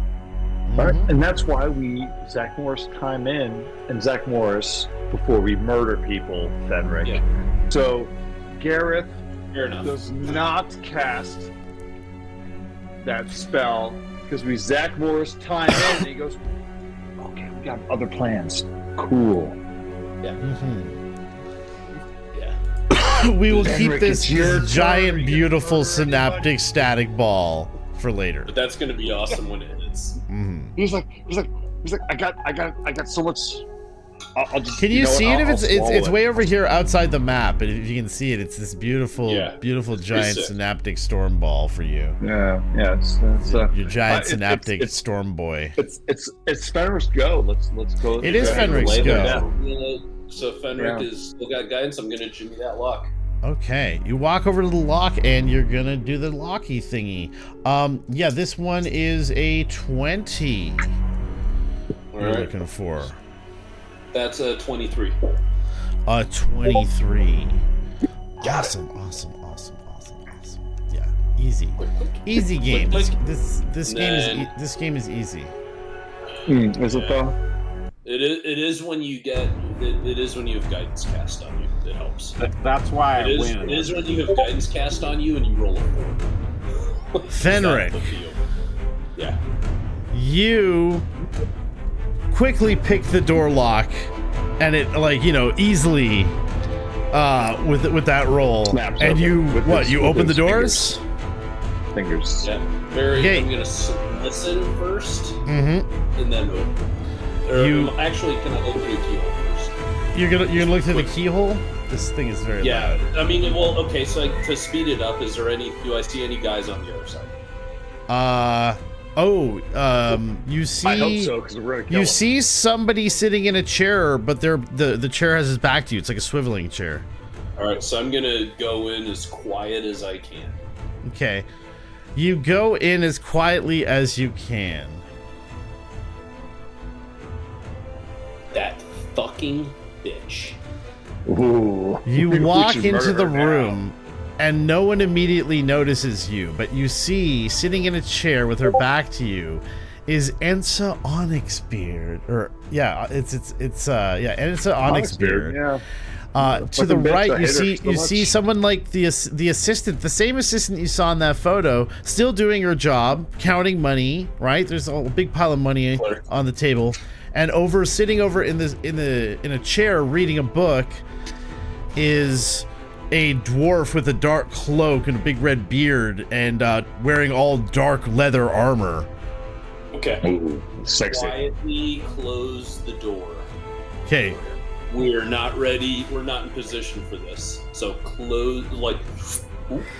You close the door, turn around, and you mouth the words, "It's Ensa," and that's where we're gonna end tonight's session. Fuck.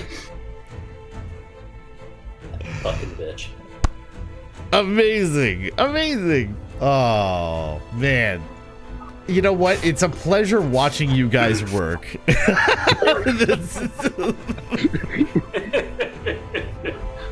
you call it work? Oh, I love whatever it is. It's wonderful whatever is going on. Never work a day in your life. Yeah. I do so much. It's so much better. Oh man, so good. Okay, Oh. well, so we know we're there. Yeah. So much Now fun we know yet to discover. No, but it's great because now we know we can come in through this door and get at them that way. You know, well, you know a lot of things. Well, I know I saw a door right here. Okay. Yeah. I mean, yes. If you can definitely. This is an option too. You can go in That through here. door, so yeah. Yeah. All right. Okay, guys. While it's still fresh in everybody's mind, okay. Favorite part of tonight's session, and I'm just gonna go left to right on my screen with like the webcams, right? So we're gonna start out. Fenric's favorite part of tonight's session. The coffee. the canvas in the coffee pot. Because it's like even though it's we're trying to take the city back, like there's still the same office coffee pot. Oh yeah. Oh yeah.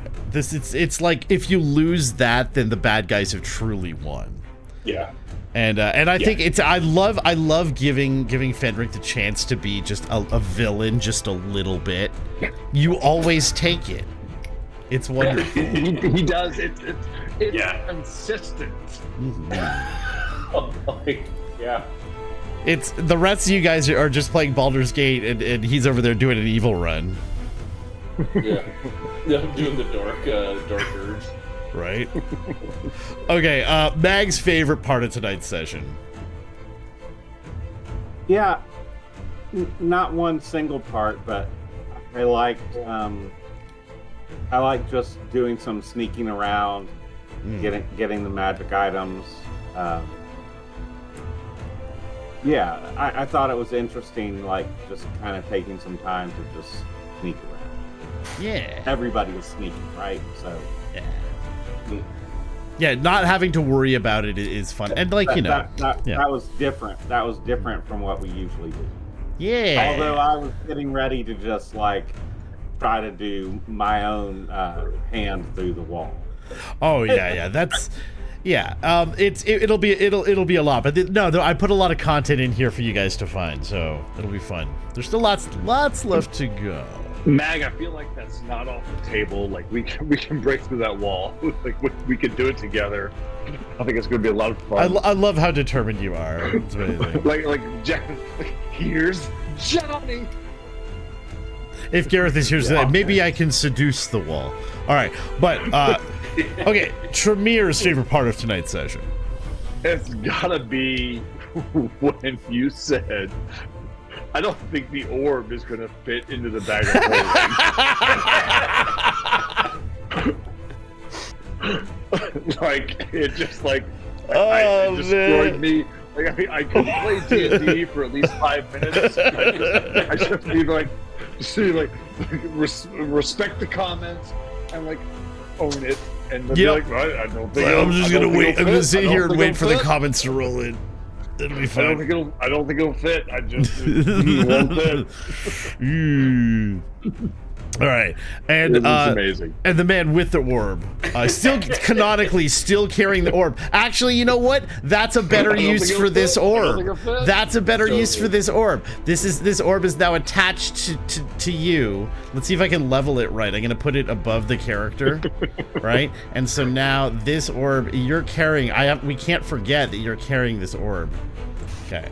So that's not just part of the drawing. That's an object you can. Yeah, it's an object you can move around. So now you're that's your orb now. It's too big, but it's just a reminder. It's just funny that way that it's too big. I mean, it's not too big. I mean, it's just the right size. It works for me. It works fine. Depiction of the size. Never had any complaints before. But the man with the orb. Damp, this is his favorite part of tonight's session. So that was a very good part of the session. It was really good. But I have to say, the fact that we're still sneaking around has been actually pretty enjoyable. I know Tremere you didn't go loud chomping at the bit to just blow the whole plan up. And I hate it so much. But